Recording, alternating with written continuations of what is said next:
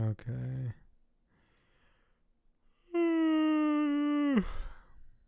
Hold on. I need light. Ow.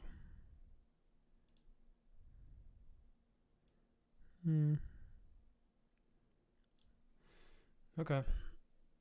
I'm alive. Hello. Nothing much. It's been a busy ass week. I watched a lot of stuff. But Yeah. not the thing that I should have watched. I tried to watch Attack on Titan. I started the dub, and then I was like, damn, I don't like this. And then I stopped watching it. And then I watched a bunch of Batman movies instead because I was on a Batman high. So I have to restart Attack on Titan subbed because the dub is weird. But yeah. So I watched a bunch of Batman movies and kind of nothing else. That's kind of all I did. I rewatched the Dark Knight trilogy. I watched the Batman movies for our thing. I watched The Batman twice. I watched Gotham Knight twice as well, technically. I watched Mask of the Phantasm again. And then I saw a handful of other ones. But I watched the Tim Burton Batman with Michael Keaton. That one was boring. I did not like that one at all. But rewatching the Dark Knight trilogy was very good. I like those movies a lot. I think that's the only thing worth mentioning that I watched. Yeah, did you watch anything else? No. No? I'm like in like episode 5 of Sunny Boy. So I guess we'll Oh, talk about really? Okay, that. Yeah. cool. I guess we'll talk about that in the next one. Yeah, I think I got... How far did I get? I think I got 3-4 episodes into it. That's good. Mhm. Yeah. You can talk about that if you want. No, we can just save that. Okay. What I've really been doing is playing Elden Ring. Oh, really? Wow, man, that's mainstream now. Everybody is a Dark Souls boy. It's very interesting how like that game's like super popular. I would never expect everybody would just be playing it, but is it good? Yeah. Yeah. I mean, what's the gimmick this time? I've been seeing people make memes, but I don't really know how is it different from Dark Souls? I don't know. I never played Dark Souls. I guess this Okay. is way more open world. I see. I feel like Dark Souls is already open world, but I don't know. I don't know. I guess it's more open world. Is it hard?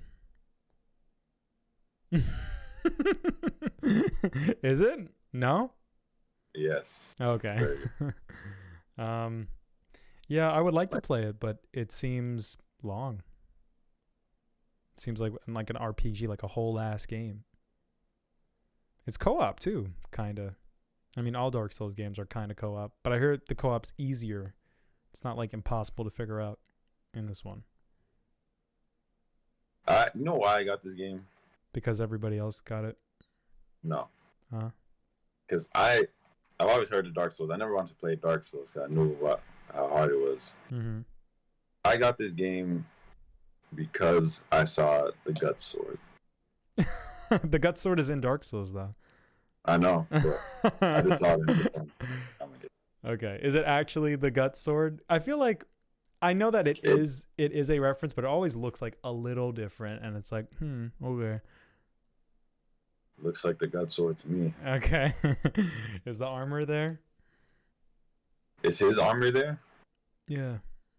It wasn't. No. It wasn't. I think it was in the other Dark Souls game, like the Dark Souls game that had the sword. I think the armor was in that, which is interesting. I don't think armor. Fuck. But the sword looks cool though. Damn. Yeah, I might. I hope that I could pick up that game at some point in the near future. Probably won't play it now. It's very, very interesting that that's like the game that everyone's talking about. I have no idea how it like became mainstream, but The game's fucking dry. What? Gaming's dry, so everyone has to resort to fucking. To torture, to masochism. Yeah. Yeah, gaming's always been dry. I really want to get that Sifu game, the like Oh martial yeah, arts like old boy karate thing. That like looks really fun to me, and it looks short. It looks like a short little PS5 next gen game. It's indie, but it's high production. That's probably the yeah. first game I'll get. I'll probably get that on PS5. That's like the first game I'll buy when I get a PS5. But yeah, so I guess we'll just get started. Um, Mhm. we watched 4 movies. Did you watched all 4? Mhm. All right. So Batman, Gotham Knight, Mask of the Phantasm, The Batman, and Wicked City. Do you want to start with Wicked City and then do the Batmans, or do you want to Yeah, do? we're gonna start with Wicked. Okay. Wicked City. This is a movie from what year? 1987. 86, 7. Yeah. Um, directed by Yoshiaki Kawajiri, which is the same guy who did Vampire Hunter D and Ninja Scroll, and he's very popular anime director from the 80s for creating these really insane, whacked out exploitation films that were very popular. It's the same like era of anime that Akira came from. Akira is much more reserved. It's not as crazy as this movie, but same time period, same zone, and yeah, it's a lot of stuff like Redline, and a lot of stuff is like aesthetically inspired by this guy and this movie and the stuff that he made. And this is like the first movie he did. It's got all the gratuitous shit that they had in the 80s animes. It's got the demon porn, and it's got the insane violence and the extremely high production quality. What did you think? I don't know. Yeah, how do you answer that question? Yeah. One thing I'll say, Mm-hmm. I forgot the girl's name. Uh-oh. Let's see. I think Maki. Maki, she's one of the most attractive anime characters I've ever seen. Hell yeah. They did a really good job because like they made the demon girls attractive. They felt like peak beauty because they're demon girls, you know? I like that. I thought that was really good. I really liked the opening scene. I really liked the spider sex thing. That was like the perfect intro. And like, hey, do you want to back out now, or you gonna stick along for the ride? That was great. I love the animation on her. It was so freaky. Have you ever seen clips of this movie? That's what I should ask you before. Or have you ever seen anything like this? Like, oh my god, how could anime ever do this? Was this like a surprise to you? I was surprised. It was a surprise, but I've seen this before. Okay. I've seen redo of a healer. So You've seen what? redo of healer. I've never heard of that. Is that what year? When was that made? That was like made like last year. Oh, is it as bad as this? No. Yeah. Yeah. Okay. Really? I'm Wow. surprised you haven't heard of it. It was going crazy when it came out. Oh, A lot of interesting. controversy. Whoa. What is it on? It's on Crunchyroll and stuff? It's too bad to be on anything. Oh, that's why I don't know about it. Yeah. Redo of Healer. Okay. Well, I'll listen back to this and I'll write that down. But interesting. So, yeah, I've not to like spoil it entirely, but Ninja Scroll is in the same vein as this, where it has like extreme violence and sexual content and stuff. This takes it to an extreme other level. It has a really simple story about demons and fucking humans, like fighting each other and stuff, and it works for what it is. And narratively, it does try its best, and I think it somewhat succeeds at justifying the like gratuitous, exploitative like content that it has. It Hmm. it's a story about love, and it's about this demon girl and this dude who have to partner together as like guards for this sorcerer man that has to protect that they have to protect in order for him to sign a treaty with the demon god or whatever, so that the peace between the demons and the humans can persist through the rest of time. Some real Harry Potter shit. But demons are attacking them the whole time, and it's very tense. And there's a lot of like fights, and even if you're not into like all the sex and stuff, it's very well produced. It's got really good directing. The animation is like some of the best shit I've ever seen. I love the colors, the blues and the reds, and just like the blacks of the city. I said it with I always say it with like the Ghibli movies. I love the modern day cities, and I love looking at it at nighttime. I love how these 80s cell animation like have like lights. I don't really know how they do it, but the lights look like actual light bulbs, and you're just like putting it on the screen. It looks awesome. I love the aesthetic of this movie. It looks fantastic. Yeah, when I watched it, it reminded me of like those AMV edits you see on YouTube and stuff like that. Yeah, exactly. Most of them had clips from this, Yeah, it would be like those videos would be like lo-fi hip hop, like 24-hour stream. Yeah, exactly. Yeah, him driving down the thing, and it's just that loop of the lamps. Yeah, exactly. That's exactly how it felt.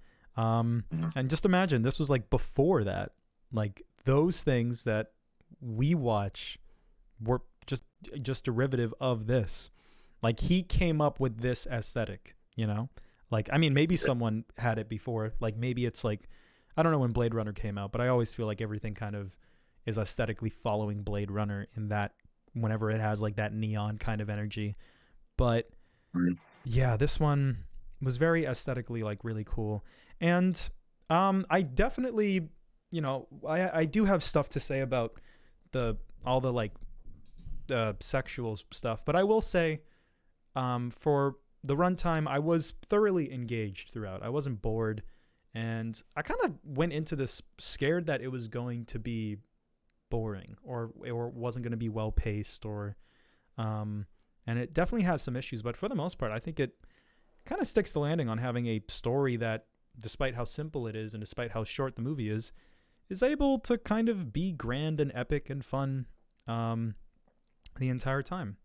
I really like the main character, despite him being like, I'm a Chad protagonist anime boy. He's really cool. He's really fun.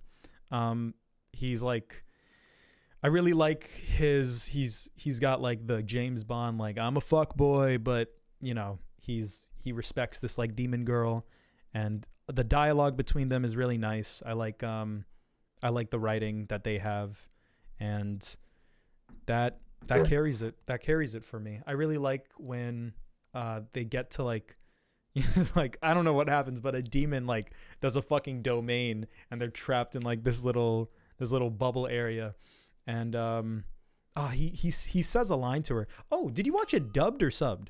I need to ask you that. I don't remember. Oh, I watched it sub. Okay. Yeah, in the sub, I don't know, they said something earlier in the movie where it's like, where, she introduces herself and she's like, my name is Maki, Demon Lord. My measurements are da-da-da-da-da-da. And he's like, yeah. And I remember like later on in the movie when they get closer, he's like, but I don't know your measurements yet. Like, and then like that's right before she gets captured. And I was like, oh, that's a good line, So I think there is some credit to be deserved for this movie in how, because this movie very much is trying to be like, look at all the sex, look at all the violence, and just kind of watch it for that.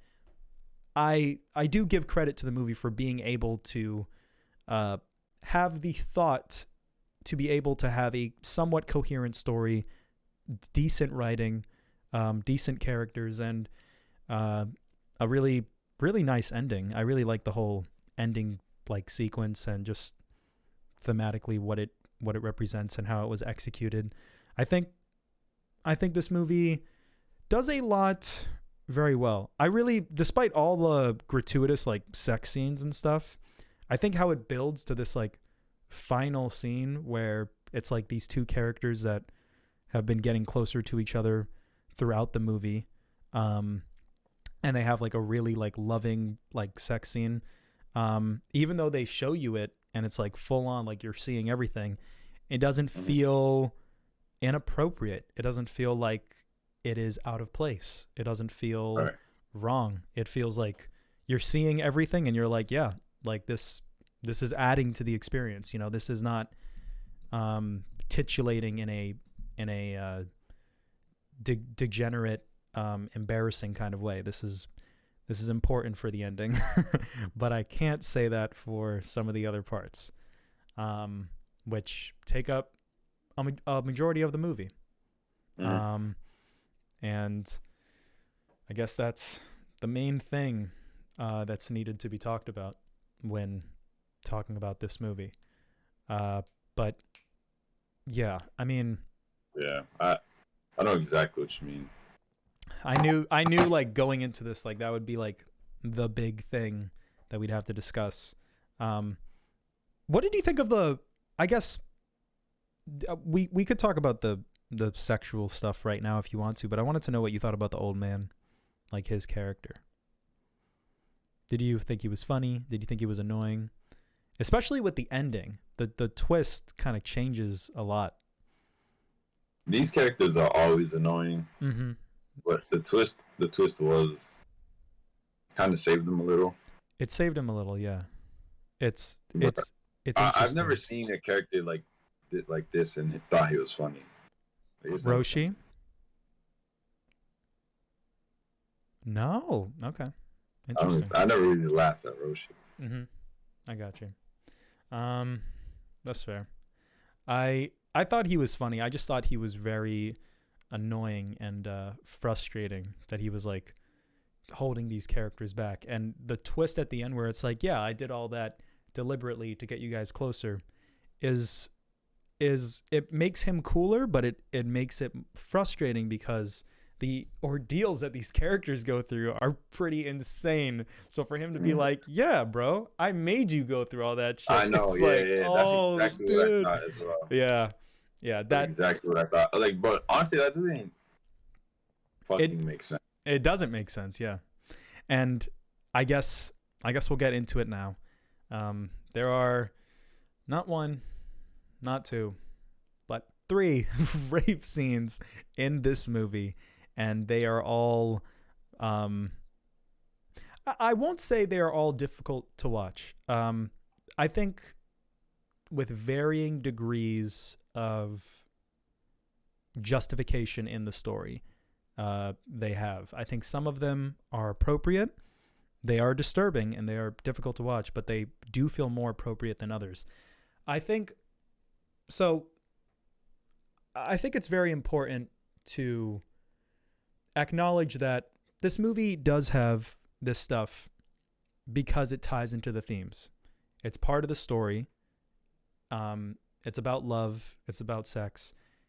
She's getting like raped by these demons, so that it's kind of a representation of, look at this impure sex that these demonic characters are having on this main character, and then watch at the end when the human and demon that aren't supposed to love each other, that have never gotten along, have a really loving moment. I understand that it builds to that, and it's really good that it has like a purpose thematically. I think sometimes the scenes are not justified even with that theme. I think the first part where her ex-boyfriend comes and he like overpowers her and he's like, I'm going to make you like me. I'm going to use your body and I'm going to make you understand that you want me. And then that's a really good moment in my mind, because not only like is it like the shocking, like, oh my God, they're showing it, like they're showing her getting raped, but it's also a character moment for her because like, you know, she does that thing with her hair where she like grabs him and she like resists his thing. So it's like her saying like, yeah, you can do whatever you want to me, but I have like strong willpower, and even though I might not be physically stronger than you, I'm capable of like not submitting to my desires like you demons do, So I think that's a great character moment, and I think that does tie into the theme, and it's not purposeless. It makes sense, and it matters towards the story. When the parasite attacks her, and she's getting like, I don't really know how more graceful to say it, but she's getting like mouth fucked by this like demon like tongue thing. I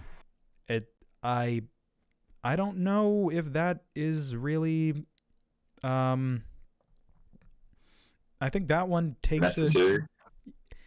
Yeah, you can make an argument for it where it's like, the same thing as the guy before. It's like, oh, it's a demon thing, and it represents just how artificial they see love because it's not even human, and it's just kind of like a little animal parasite attacking her. But even then, like, I just like it like it's almost like you're watching like a hentai where it's just like showing you a loop of like the animation of her getting fucked, and then it shows like the inside thing, and it's like I don't need to see this. Before it felt more like watch this character get abused and feel bad about this.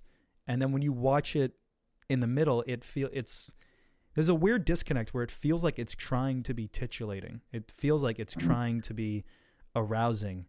And I think that is the people who made this movie kind of taking it a step too far, where, this movie is deliberately, like, I was listening to the not director's commentary, but I was listening to a commentary on the Blu-ray where the guy was like, yeah, like they wanted this movie to be shocking. They like made it with the intent. They did all this stuff to kind of try to get people to watch it. And I understand why, but I think they took it too far to the point where it like didn't even make sense narratively. If you want to, you can show the main point that I want to make is that it is okay to have rape scenes, to have shocking content. It is okay to have gratuitous violence, but it has to not get in the way of what you're trying to say in the story. It would be hypocritical of me to say that that's not okay when Berserk and Devilman are my favorite series. And the reason why they're my favorite series is because they have that, and they do it extremely well. When, Casca like gets raped at the end of Berserk, it's like, there's a reason why you see it. It's almost, I would argue it's as gratuitous. I don't want to use the word gratuitous, but it's as visible as like this stuff. Probably even more visible. I don't know if you've ever seen the scene like in the movie, but in the movie it's like, I've seen the movies. Yeah. In the movie it's so like you see everything. You need to see everything. It's so important narratively, and it there's a lot of nuance behind it. You're not supposed to sit there and like just be aroused. And the same goes for Devilman. There's like that part where he's like fucking the demon in the sky, and like that has narrative significance. There's a reason why that's happening. There's a purpose to that. It's not supposed to be, it's shocking, but it means something.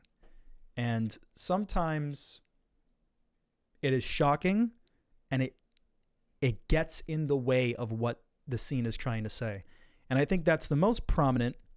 It's prominent with the parasite part, but it's extremely prominent when she gets captured and then the dude has to go save her, and you see her getting double teamed by like two demons, and you see it, and they show it, and they close up on it, and then they close up on the other guy, and it's like, oh my gosh, this is really bad.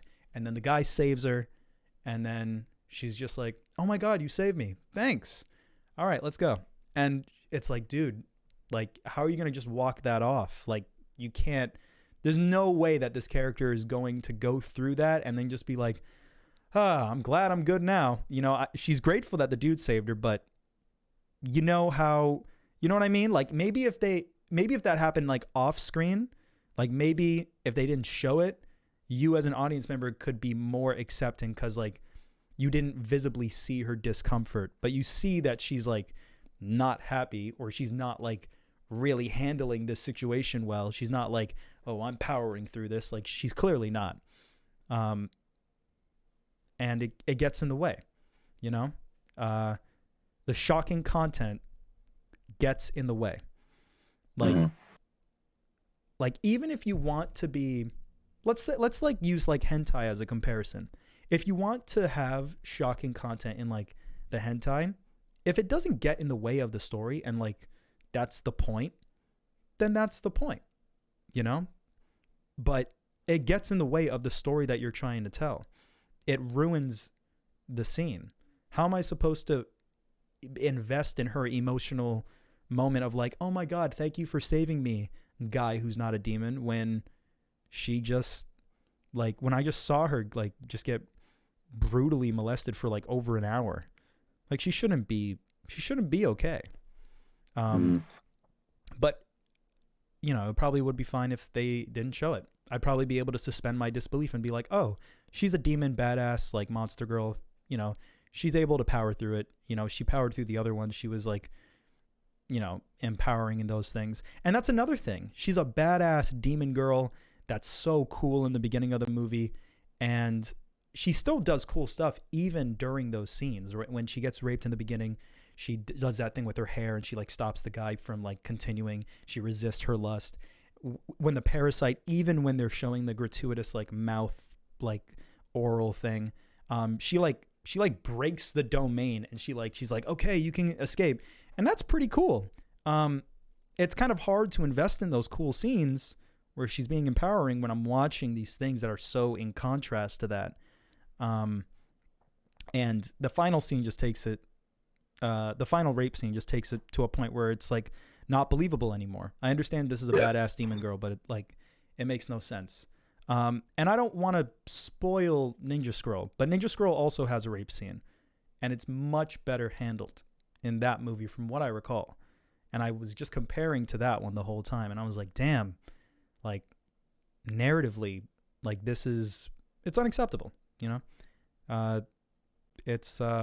You know, be better at writing. Yeah, I agree with everything you're saying. I felt the exact same way while watching it. Mm-hmm.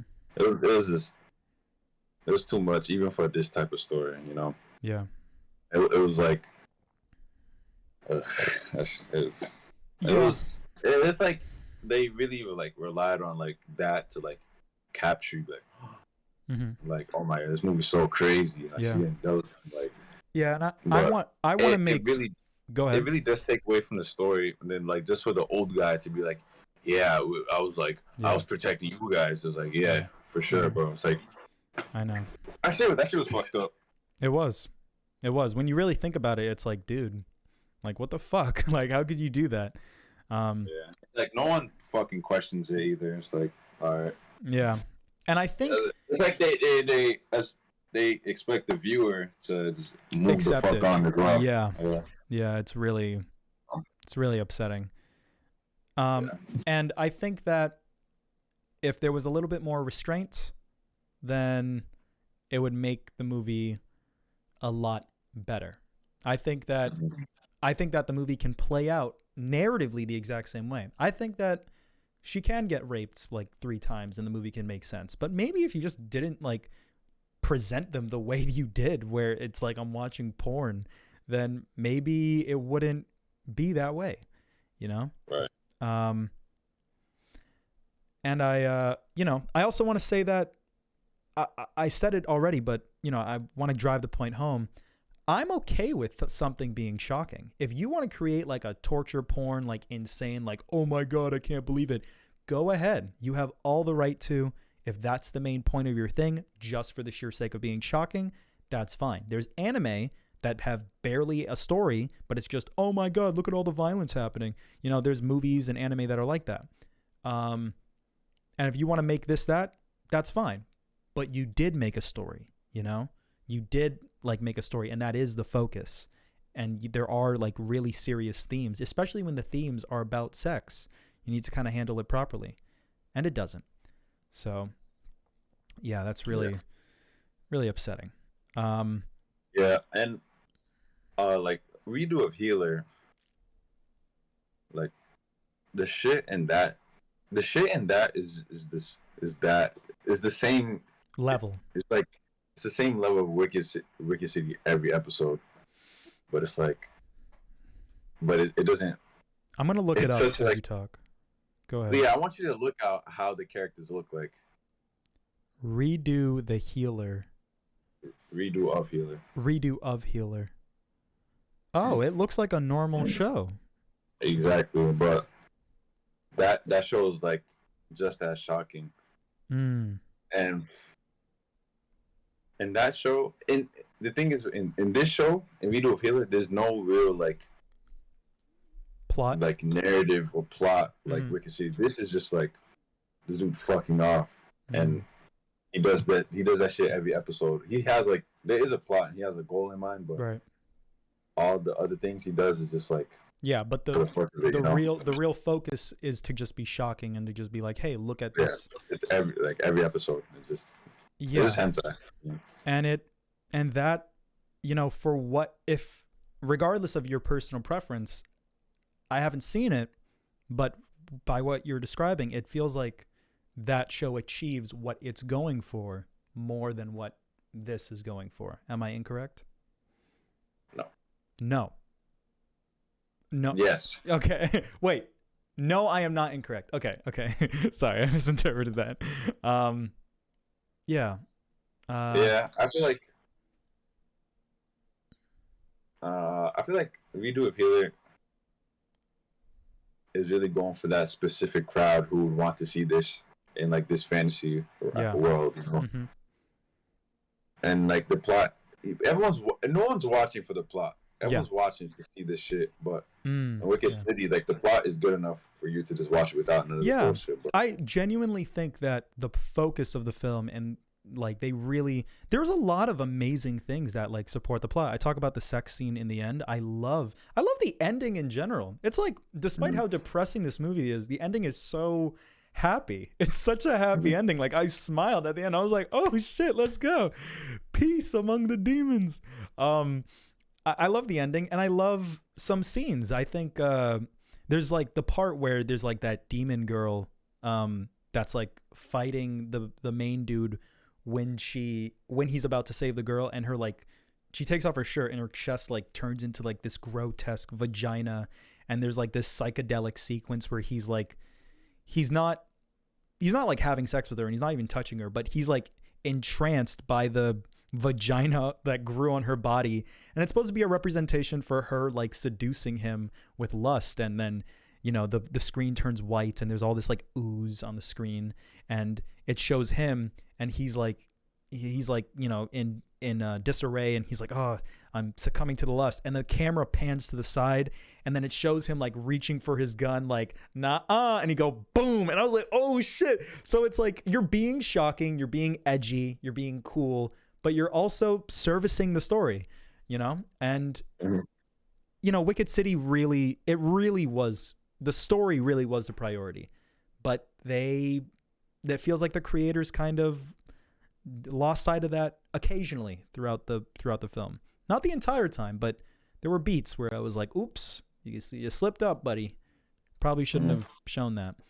So I'm really glad you brought up that Redo of Healer show. I'll probably I don't even know where you would find this, but I'm interested in it just because of what you said. It's like a very unique thing. I've never seen a show like that. It's like the opposite of Jobless. It's like the evil path.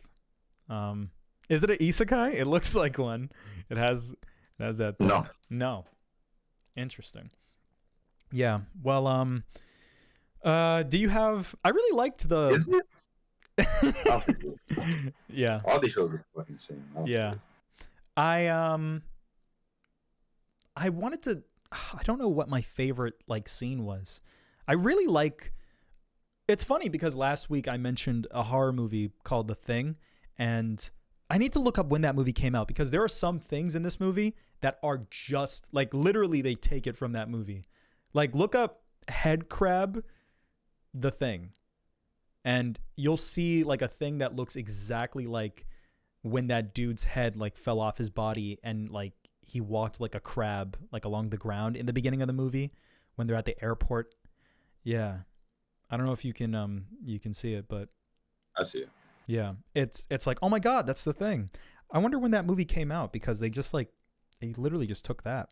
And I thought that was so cool. 1982. Okay, so this movie came out after that.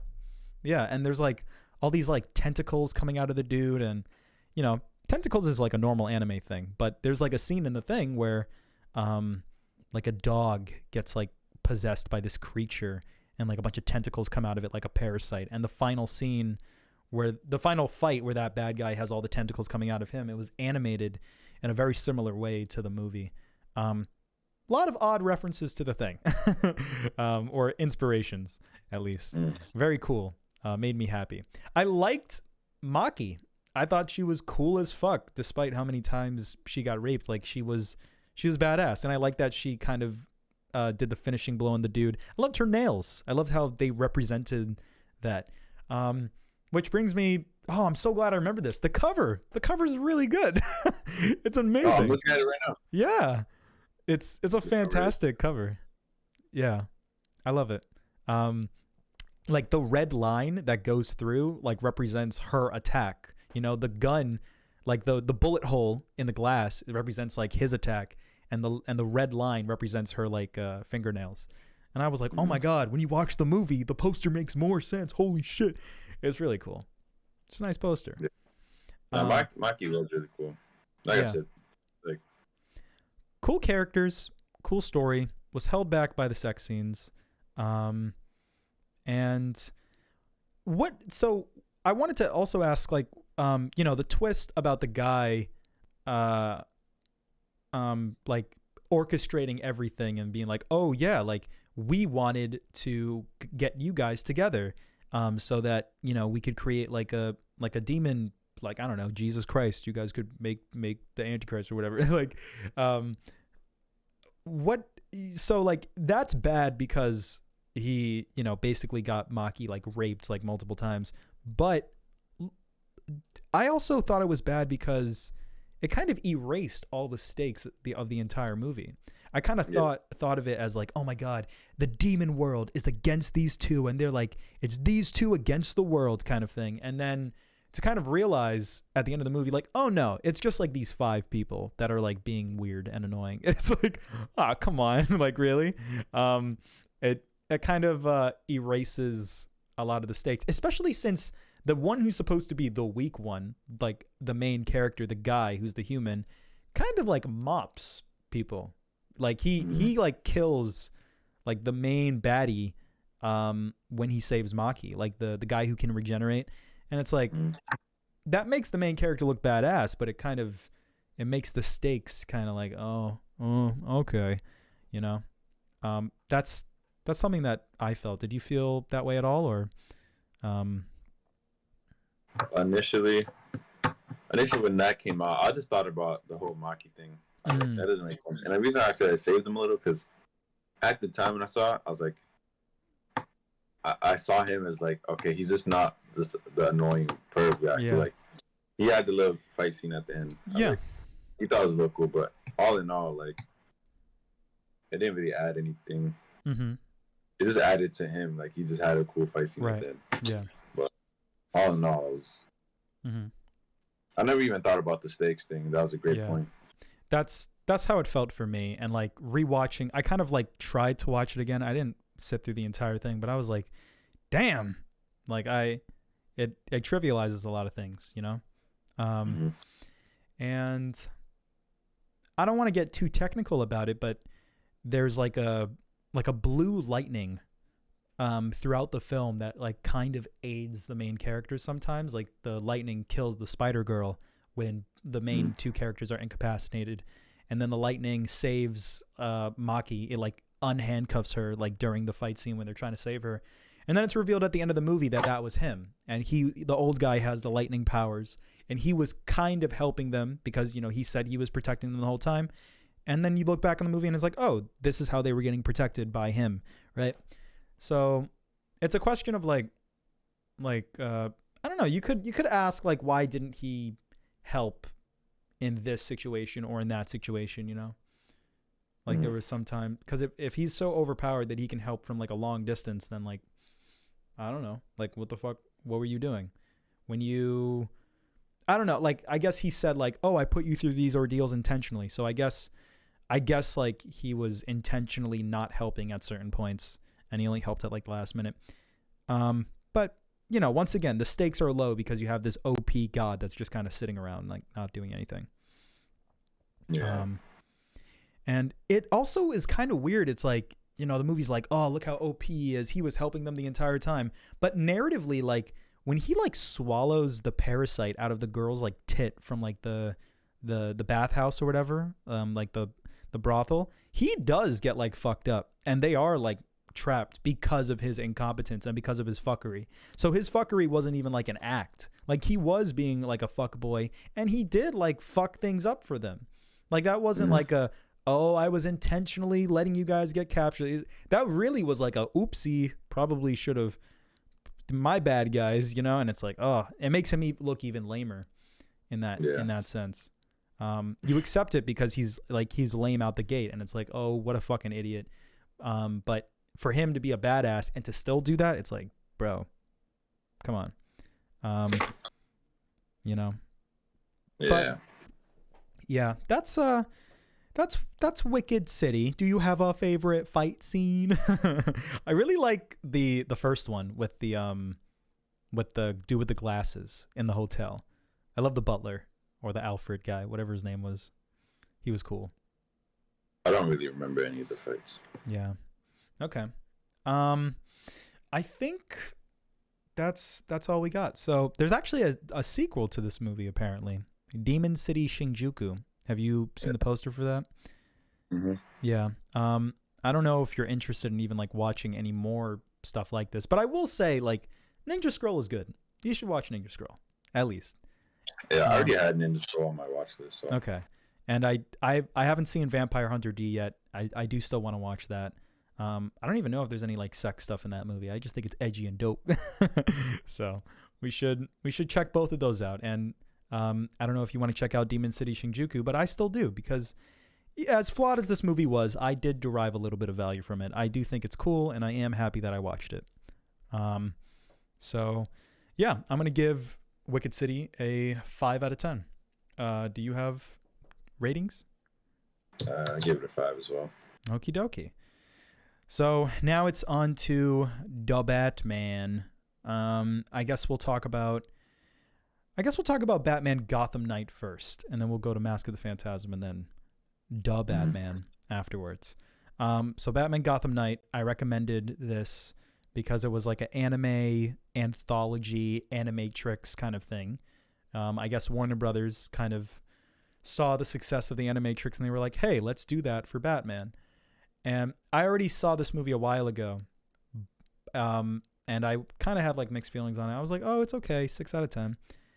And on rewatch, I was kind of like, damn, some of these just don't make any fucking sense. Like, some of these are like really not good and are like kind of stupid. And I realized that the reason for that is because these are supposed to be taking place in the Nolan Batman universe. Like, these are canon within the Dark Knight trilogy, and everything in this movie is between Batman Begins and The Dark Knight, and you're supposed to watch it with that context. And watching it with that context makes everything a lot more clear. There's the one called Ceasefire with like the 2 black police officers and Batman, and it oddly just kind of doesn't amount to anything. It doesn't go anywhere. It focuses on Arkham Asylum when that's really not what the short is about, and it sends this guy to Arkham Asylum. It's like, why are you focusing on this? But the reason why they're focusing on it is because Arkham Asylum was like a major part of Batman Begins, and there's like a whole thing that happens in that movie where Arkham Asylum, like everybody breaks out, but like it doesn't really get resolved, and the movie just kind of ends, and you're like, oh, what happened? And it kind of explains that, and you're supposed to kind of watch it before watching The Dark Knight and be like, oh, so that's what happened to Arkham Asylum. And then Scarecrow is like one of the main bad guys in Arkham, not Arkham Asylum, excuse me. He's one of the main bad guys in Batman Begins. So you're supposed to watch the part with Scarecrow in it, and go like, oh, that's what happened to Scarecrow after Batman Begins. Like they never, like Batman doesn't capture him. He doesn't even really beat him. He just kind of like escapes like quickly. But the value of that scene is supposed to be like, oh my God, look, it's Scarecrow, you know? Yeah. And once you watch the movie with that context, everything makes a lot more sense. It's obviously not as versatile and as fun as Star Wars Visions or the Animatrix because they're kind of confined to this Nolan universe where like nothing's really going on. And it's all about Batman. It's all about like the same character. They don't really cover other people too much. So it's undeniably like the worst of the 3 anthology things that we've watched so far. But with that context, I do think it is at least decent. I don't hate it because I do love the Nolan movies because I just watched them. And I do really like Batman Begins, and I do really like Dark Knight, and I do really like how they expand on it. So, yeah, overall, what did you think? You seem to have a lot of the same impressions as I do. Did you know about the Nolan thing? Yeah. That didn't really make it any better for me, though. Have you seen Batman Begins? And yeah. Oh, really? Okay. Gotcha. Interesting.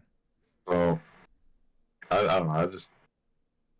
I compare it to the Animatrix, and I mean, it's just not as interesting. Yeah, it undeniably isn't. Yeah. And I'm like such a big Batman guy, but I can't even lie. This is just not it for me. I don't know. The reason why I called again was because I was like, I watched it, and even though I don't hate it, I was like, fuck, that was so mid. I need to add something else. So I added Mask of the Phantasm in an attempt to kind of like balance it out a little bit. So yeah, I'm sorry. I thought this was so much cooler in my memory. Yeah. Not all the stories are bad. Like yeah, not all of them are bad. Which ones did you like?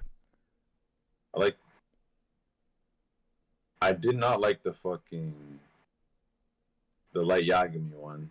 I did not like that one. Really, the one with the bullets? That's one of my favorite ones. It looks the worst. I like the message at the end, but I just don't like how he look. I can't take him serious. Yeah, he looks funny. He looks like Light Yagami. And like, yeah, he looks like Light Yagami, and his suit has the long nose. Yeah. Yeah, it looks the weirdest. I like the liberties that it takes though. I don't feel like the other ones are as like visually brazen as that one, and I think narratively that is very interesting. And to think that that's canon in like the Nolan movies, it's like, oh my God, like he could deflect bullets. I do think narratively that one is pretty cool, but I understand why you don't like it. That one's bad. My least favorite one was Ceasefire, the one with the black people, with the black cop. It makes it better knowing like what it's trying to do, based on like the Batman Begins movie, but it's so, even then it's so like, who cares? Like he's not even in Dark Knight. It's like, why? Like just ugh. And it's like, the animation isn't even great. It's like, really? You know, it feels like when you do one of these things, you're like kind of competing, you know, you're competing a little bit with like the other people who are doing the other shorts. Like when you watch Star Wars Visions, it feels like everybody's bringing their A game. It's like, all right, bro, this is the one Star Wars things we're ever going to get to do. Let's make this shit fire. And then you watch this and it's like, all right, guys, there's one Batman thing. And these other people are like, I don't want to do it. That's how it feels when you watch Ceasefire. Yeah. But it does feel lazy. Go ahead. It's the stories itself. Like the Deadshot one. So lame to me. Wow, really? That's like, I like the way it looked. Yeah, but Deadshot was just such a pussy. He was such a pussy? You think he's cooler than that? I thought. I actually love that ending because I think I like that Deadshot kind of. I like that ending, but like Deadshot himself was just like, when I saw Deadshot, I was like, oh, she's gonna be Deadshot. It's gonna be Deadshot. That's like. It's kind of cool. It's like a known villain, right? Like, it's not like one of the mob bosses is like a villain. Yeah. Right? Like, and so I was like, okay, Deadshot. It's like, okay, they're saving Deadshot for the last episode. Yeah. Bro, come on, there's the Russians, bro. Yeah. But I did like the end. It's just like him asking Phantasm and the Batman where they look up at the end. Yeah. I love that. So yeah, me too. Deadshot was such a letdown. I was like, yo, Deadshot, last episode, they're gonna go crazy. Yeah. I actually, I've turned a new leaf on that one. Like, I watched it and I was like, what the fuck? Deadshot, he never misses. He missed all the fucking time, dumb bitch. But like, I watched it after realizing it was in the Nolan universe, and I was like, oh, he can miss. It's the Nolan verse. Like, you know, I don't expect someone to have superhuman abilities like never missing a bullet. So I kind of gave it a little bit of a pass. That was like a criticism that I had, and then I passed that criticism. And when it comes to like the like he kind of turned into a bitch at the end, one of the main themes of Batman Begins is like fear. And it's about Batman's fear of, you know, the situation that he was in when he was a kid, and how he uses fear to manipulate people, and how Scarecrow uses fear to manipulate people. It's like, it's a major theme in Batman Begins, and to kind of see it come full circle in that moment with Deadshot is really nice to me.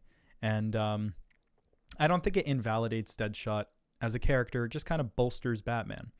I think it invalidates. It invalidates him. Yeah. This is like the same thing with Vegeta when Vegeta was acting like a bitch with Broly in the first movie. Oh, I don't really remember that, but explain it. Vegeta was like, well, everyone's fighting for their lives. Vegeta's like, we fucking lost. He's a legendary Super Saiyan. And Piccolo's like, yo, get up, bro. He's like, we're all gonna die. It's like, yeah. I understand. I don't know. Like, you know, you see Deadshot. And I've seen Deadshot in a game. Yeah, I was gonna compare it to the game. Yeah. He's never like. He's not that much of a bitch. Batman overpowers him. I feel like that was just way out of character. That was too far out of character, and like. For that person. I can't take that. I can't take that episode serious. Yeah, I understand. I feel like they just like disrespected that character entirely. So. Gotcha. What other ones did you like? Did you like the one with Killer Croc and like the Scarecrow? That one kind of was weird because it didn't amount to anything, but I didn't like that one. Yeah. Killer Croc looked fucking stupid. I didn't like the animation. Batman looked dumb. Yeah. You didn't like the animation in that one? I feel like that was the only redeeming quality of it. No. Okay. Did you like I guess the only other one that's really worth talking about is the Pain one. Did you like that? That was the only good one. Yeah. That one was great. I honestly like recommended this movie with that one specifically in mind. That one and the Deadshot one. So I'm glad you like that. And I thought that was awesome. I really, really like that. That's like that was Animatrix like quality in my opinion. Like animation, writing, like that feels like something that you'd see in the Matrix. Yeah, it was fantastic. There's really nothing to say about it. The final part, he's holding the final part when she was like, "Your pain is beyond my capabilities." Yeah, and then another part where he's like, "Why don't you just leave?" And he's like, "I can't. This is where I belong." He's like, she was like, "Don't you have somewhere where you belong?" Gotham. Yeah, that was cool. Yeah, it was great. It was fantastic. I think the reason why a lot of these are weird or like kind of bad, or just like very disconnected is because the responsibilities were split between the Japanese people animating it and I think English people like DC comic writers would write some of the bits, because I was watching like a commentary track on the Blu-ray and they were saying that they're all somewhat connected. Like in the one with Scarecrow where he like leaves, where at the end he's like, "Sorry, Commissioner Gordon, I'll see you next time," and he's like damaged, but he like walks away. The next one is the Pain one, and it shows him back in the sewer, like trying to find the Scarecrow again. And they explain that like they're all like loosely connected in that way, and there's other things that connect them. But I didn't even fucking notice that when watching the movie. Like the 2 times I watched it, I was like, "What? How are these connected at all?"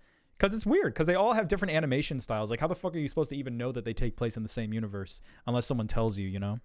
Right. So I thought that was cute, but I wouldn't know if someone didn't tell me. So I don't know. It does make the movie like a little more interesting to me. It makes it like a little bit more of an engaging, like, one unit experience. Just something to mention. It's not a big plus. It's not a big minus. It's just kind of weird. And I guess that's really all there is to talk about. There was like the first one, which is so whatever. Like, at least for me. Did you like the first one? Or were you just I don't remember the first one. It's the one with the kids. It looks like Tech on Concrete.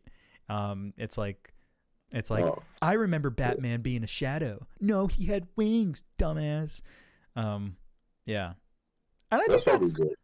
That's probably the second best one. Yeah. That one's not bad. It just kind of leaves my memory. So how did you feel about it being in English? Did that like bother you at all? No? No, I don't want to watch Batman in Japanese. It depends on the intent. Apparently this was kind of like the Animatrix, where like it was animated with the English in mind, but Japanese people are not very good at doing English dialogue lip sync. So sometimes, even though it was animated with the English voice actors in mind, it was the lip sync was off, and it was like, ugh, guys. They did that in Yasuke too. Like Yasuke was like had the English prioritize that, but it was just off, and it looked weird, and it didn't match at all. The only like anime that has good English like lip sync is like Avatar: The Last Airbender and like Korra, where their lips like move. It's not just ba ba ba ba. It's like rah rah rah rah rah rah. It looks great, but it was weird. Yeah, I understand you not wanting Batman in Japanese, but it would have felt more natural to me with the animation. Like I don't know. I always think about Batman Ninja, and that like worked very well for me. But yeah, this is not as good as Batman Ninja, sadly. Wah, wah. Not to me. But I don't hate it. I'm gonna give it a 6 out of 10. What do you give it? I don't have a rating.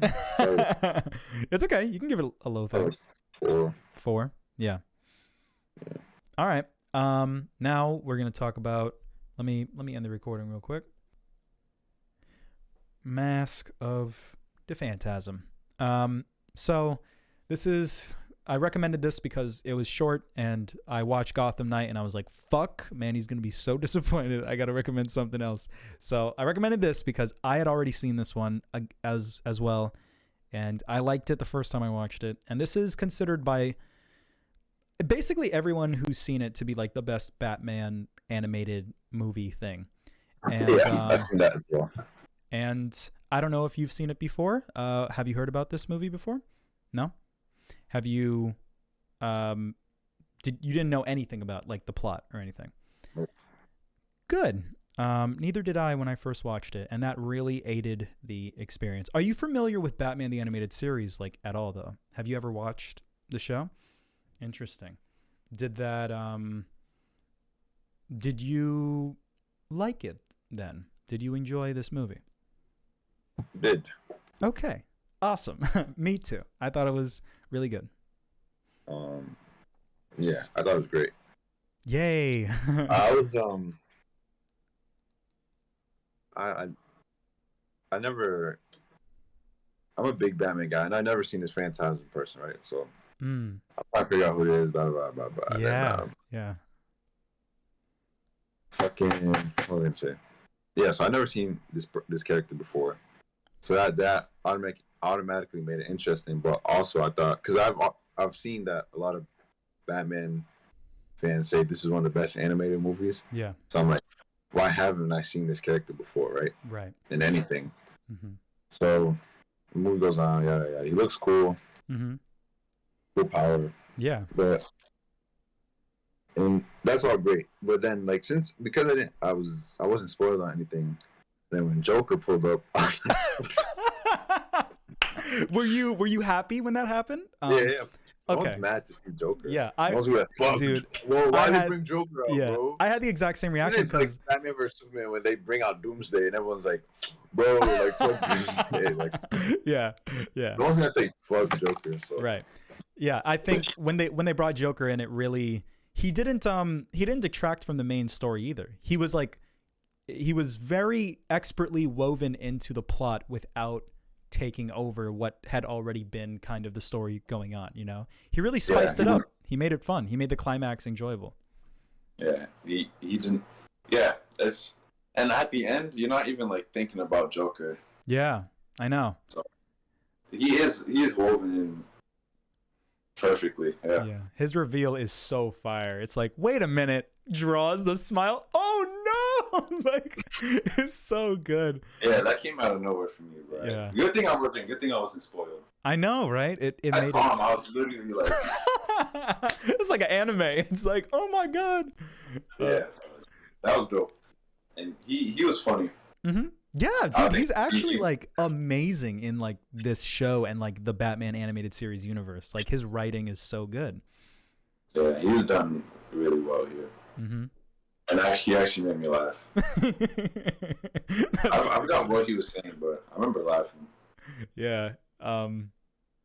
Just like all the things with like the robot wife, he like slaps her on the ass. He's like, "So you got any electricity tonight, honey?" I thought that was funny. Yeah, Yeah. yeah, he was done right, and you know, Phantasm. You kind of like know who it is. Mm-hmm. Probably like halfway through. Yeah. But so it doesn't really take anything away. Right. And like, you know, you see the side of Batman is like, this is the same thing in the Batman movie. Yeah. Mm-hmm. Yeah. Whereas like, Yeah. do I pick the girl? I can just abandon the city, I know.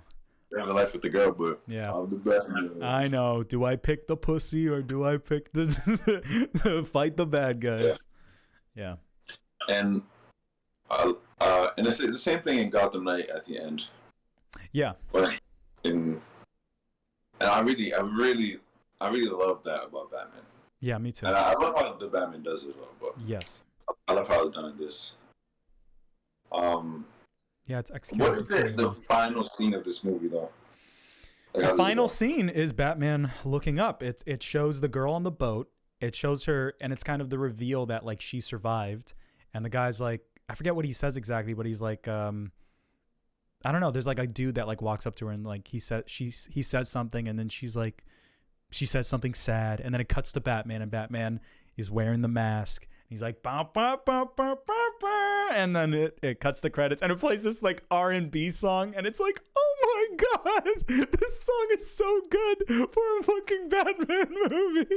It's so good. I listen to that song all the time, and I always think about this movie. I'm like, oh, Batman didn't get that girl. Ugh, it's so sad. Yeah. That was the last scene. Why do you ask? Nah, I was just remembering. But yeah, I really liked the ending. Yeah, the ending was fantastic. Overall, it was great. It was fun. Got me entertained. Yeah, Got me into the story. yeah, the And, story. you know, Joker comes in and then, like he adds. He does not take away. Right. Yeah. And Joker himself is done very well. So One it of was the- overall great movie. I'm very happy you enjoyed it. I think this movie really, the animation and like the few fights that are in it are fun, but mostly it is the writing. I think the writing is so good. All the dialogue with the girlfriend and Bruce is so fun. It's really good. And it's just like very thoughtful, very well executed, and very nuanced.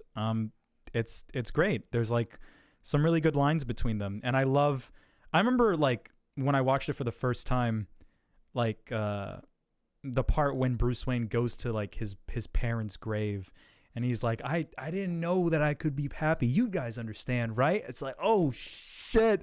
Like I literally like did the like hands on my face like, oh, and I thought that was fantastic. I love that. so much. This movie, it kind of has, I don't know if you remember Spider-Man 2, but it has like the same plot as Spider-Man 2. Yeah. That up as well. Mm-hmm. Spider-Man 2 is the best Spider-Man movie. Mm-hmm. Because of shit like that. Mm. It's like, what does it mean to be Spider-Man? Spider-Man, yeah. What does it mean to be Batman? Yeah. And Spider-Man 2 is like the perfect superhero movie. Mm. And Batman has those same elements, Yeah. If I feel like the Batman can do the Batman can be like a Spider-Man 2 if it focused more on the love thing. Yeah. You do the same exact thing. It'll have the same impact to me, right? Mm-hmm. But Spider-Man 2, it was like at the end he's so down in the dumps. Yeah. And it's like where it shows like where he lives. Right. He's right there and he's like you feel so bad for him, but like he's Spider-Man. He's Spider-Man, yeah. It's like that movie is perfect, but you feel the same. It's like the same elements in this one. Mm. It's so real. Yeah, it's extremely real. Damn, bro. Yeah. You have to respect them for like doing what the shit they do. Mm-hmm. But if it was me, yeah. I think I think the dynamic in this one is a lot more interesting than in Spider-Man, because it's in Spider-Man it's Mary Jane's just Mary Jane. She's not like the bad guy or anything. But in this one, I think the twist, or like the narrative focus of this girl kind of being the polar opposite to Batman, like randomly, is very narratively engaging. It kind of just reaffirms Batman's opinions of like, yeah, I really need to stop to continue my crime fighting. I guess like trying to live for myself isn't really gonna work. I really like the dynamic with her, because she kind of has the opposite perspective that Batman has, I love like, there's just one line that like Alfred has at the end where it's like, we all walk that line of vengeance like every single night, and you might fall into that pit, and I'm so grateful that you haven't, but she did fall into that pit, and there's nothing you can really do about that, and you just have to be grateful that you didn't, and you just have to continue not doing that.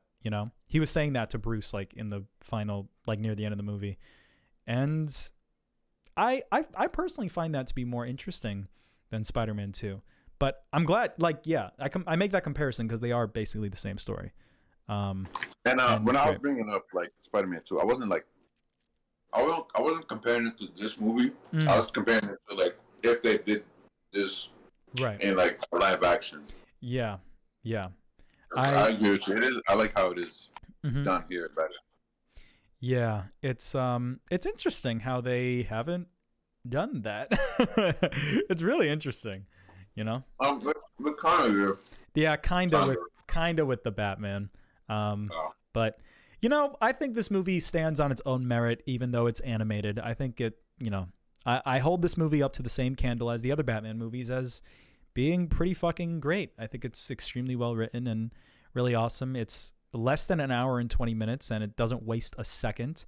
I wanted to say that the mystery is very well executed in how it's written. Like, the people dying slowly, it builds up the tension because you realize that there's 4 people that they're going after, or like 5, right? And then like the people in the photo that they show, and one of them dies at the beginning, another one dies like in the middle, and as you're going through it, you're getting more backstory on the girl and her father, and it's, I guess if you're like trying to think about who they are, you might guess that it's the girl, but I think it's some people will fall for the trick, like that she isn't the guy up until like they get revealed. I think it's just a very well written movie. I think it's very well paced and very engaging, and there's genuine tension in a Batman movie. There's genuine tension in a mystery. This is a fucking mystery, goddammit. This is a detective ass movie. Batman is doing research. He's trying to find a dude. Joker's here. My man's trying to get some poo-tang, and he's failing. He's crying at his parents' grave. It's a full ass Batman movie, and it's fucking great. Yeah, it's fantastic, especially if you have the context of like the animated series, because this is like canon. It's like a canon side movie. It's like a Dragon Ball movie, you know? Mm. Yeah. Fantastic. Great animation, great music. Yeah. I loved it. I loved it so much. I wish I had more to say.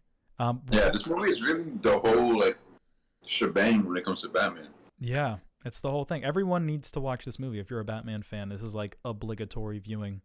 I'm really happy that HBO Max exists because now people can watch like all these movies that were like trapped in like paywalls, you know? Yeah, HBO is crazy for having the whole catalog of DC. Yeah. Oh, damn near. Yeah, damn near. Pretty close. Good enough. I love this movie. The ending is I feel like I'm not even giving the ending enough credit. It's so thoughtful. Like I love how you don't know if they die. Like you don't the movie is taking itself so seriously, like obviously Joker doesn't die, but there's a part of my brain that's like, did this nigga fucking die? Like you know, it's like maybe. But then obviously he didn't if the girl survived, and the way the girl survived. And you know, there's a lot of tension in this movie because the girl is an original character. She's not in the show. She's not from a comic book. So she could easily die by the end of the movie, you know? And it's on track to have her do that. And it subverts your expectations by doing like a fake out death where it's like, oh my God, like, did she die? And then you realize that she didn't die and she's on the boat. And it was fantastic. I loved it. Yeah. Really great. Kevin Conroy, Mark Hamill, and whoever else. 7 out of 10. I love it. Give it an 8. Nice. Yeah, I honestly might be an 8 for me. I'm gonna watch it again in the near future. All right, let's talk about Da Butt Man. Da boop beep. Da Butt Man. I've been on record saying, yeah, if this Batman movie fails, I will become a Marvel fanboy. Did you actually say that? Okay, you haven't said that on here, but it's very interesting. I've said that multiple times on my PlayStation. Yeah. And I'm happy to say that I am not a Marvel fan yet. Yeah. I enjoyed the movie too. Now, I wanted to immediately ask you, like, what do you think of the Dark Knight trilogy, and how does this stack up against that in your head? I think this movie, I think they're gonna do a trilogy with this one as well. I really hope they do. I need a sequel to this. They shouldn't even do a trilogy. They should just keep fucking going. Yeah, it's Batman. They set it up extremely well. The thing is with these movies, like, I don't know why they're so set on trilogies. Like, yeah, keep the ball rolling. Like, there's like infinite fan favorite stories you can just keep going with. I don't think they are set on trilogies. I think circumstantially. I think Matt Reeves said trilogy. Yeah, well, I think they are kind of. You got to take into account, it's one director, so it'll be difficult if another person like just wants to take over the project. Like, if Christopher Nolan doesn't want to make, Batman 4, 5, and 6, someone else is going to do it, and it's going to be weird because it's not the same director, and it's going to be written weird, and it's going to feel weird. So, I feel like, is it? They gotta. Someone has to be committed to like really make it a Batman universe, Yeah, no one is. A corporation will, but not an individual. And they got to get the whole corporation. Well, I guess Zack Snyder was trying to. I guess that he attempted. Yeah. He made Batman vs Superman, right? Yeah. Yes, he did. Yeah. Yeah. He's trash. Yeah, he tried. Yeah, I know. He's trash. Fucking. Anyway, the Batman. Yeah, this one's setting up for a sequel so much more than the Joker is, you know. This is kind of marketing itself as kind of like a Joker-esque, like, you know, gritty, sad Gotham, but it really wants to be like its own universe, kind of. It really sets up for that sequel, which was surprising to me. I wasn't expecting it. It does a great job. I like how this movie doesn't show the pearls, the gunshot in the alley. Yeah. It gets straight to the point. We know what's going on. We don't need to see that. Mm-hmm. I really like that's the like first that. thing I noticed. Like, we don't need to see that. Mm-hmm. Yeah. Like they showed it in Batman vs Superman. I'm like, who cares? Like, shut the fuck up. Yeah, they didn't do that for Spider-Man: Homecoming. I remember like when Spider-Man: Homecoming, before it came out, people were like, they need to show Uncle Ben, and then there were like other people being like, no, if they show Uncle Ben get capped again, I'm gonna fucking like walk out of the theater. And they didn't, because, like, you know, it's stupid. No one needs to see that. Yeah. Everyone knows who Batman is. We get it. We know what's going on. They do that cool little intro. There's not waste budget and movie time. Yeah, the movie's 3 hours long. Let's not add any more time to this, you know? So, yeah. Yeah, so. I'm going to start with the suit. Yeah. I didn't like the suit at first, but damn, that shit grew on me. It grew on me too. It works so well with how the movie is filmed.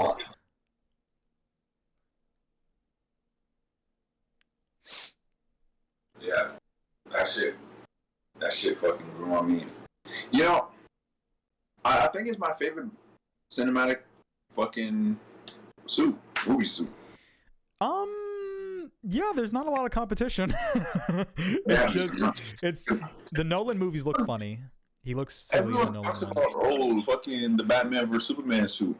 No, it looks ass. I don't know why people like that. He looks like a grandpa. He looks like a pudgy dad.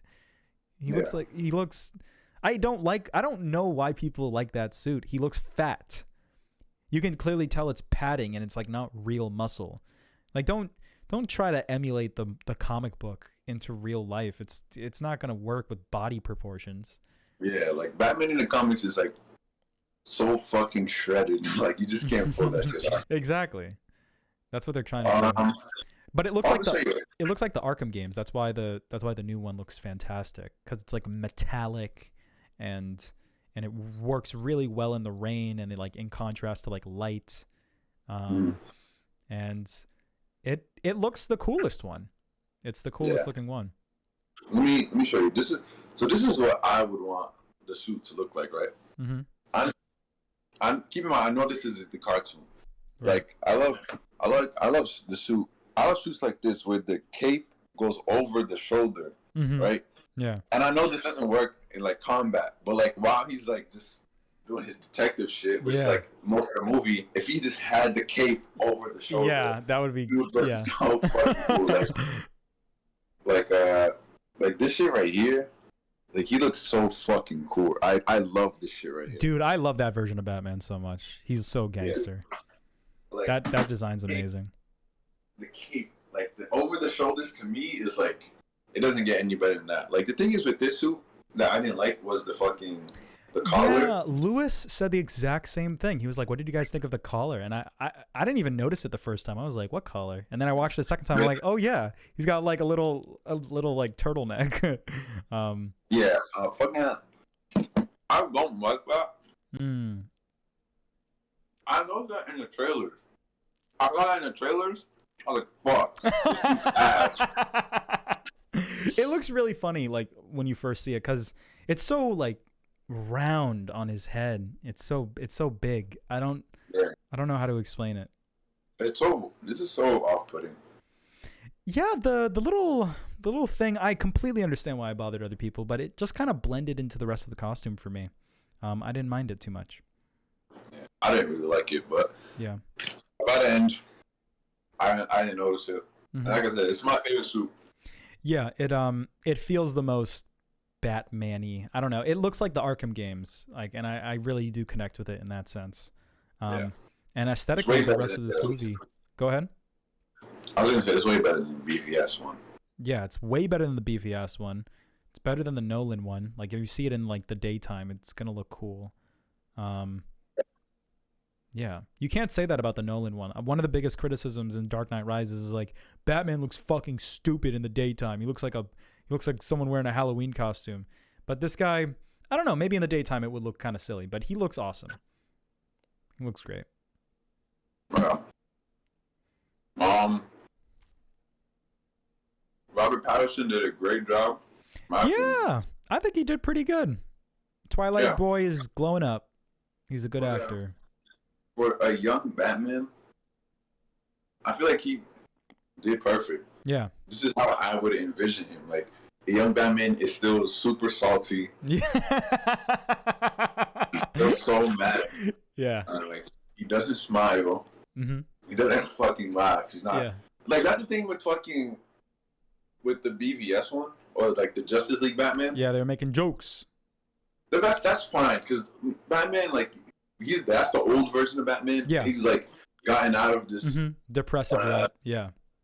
He's grown out of it. So like I get him making jokes, but he was just so lame. Like, I remember when Superman pushed him and he got up, he's like he's just like dumb shit. I was like, bro, Batman would never say that. Yeah. And this movie is like Robert Pattinson didn't say nothing fucking stupid. Yeah. Like that's such an accomplishment. Like he didn't say anything out of order, out of character. Right. Yeah.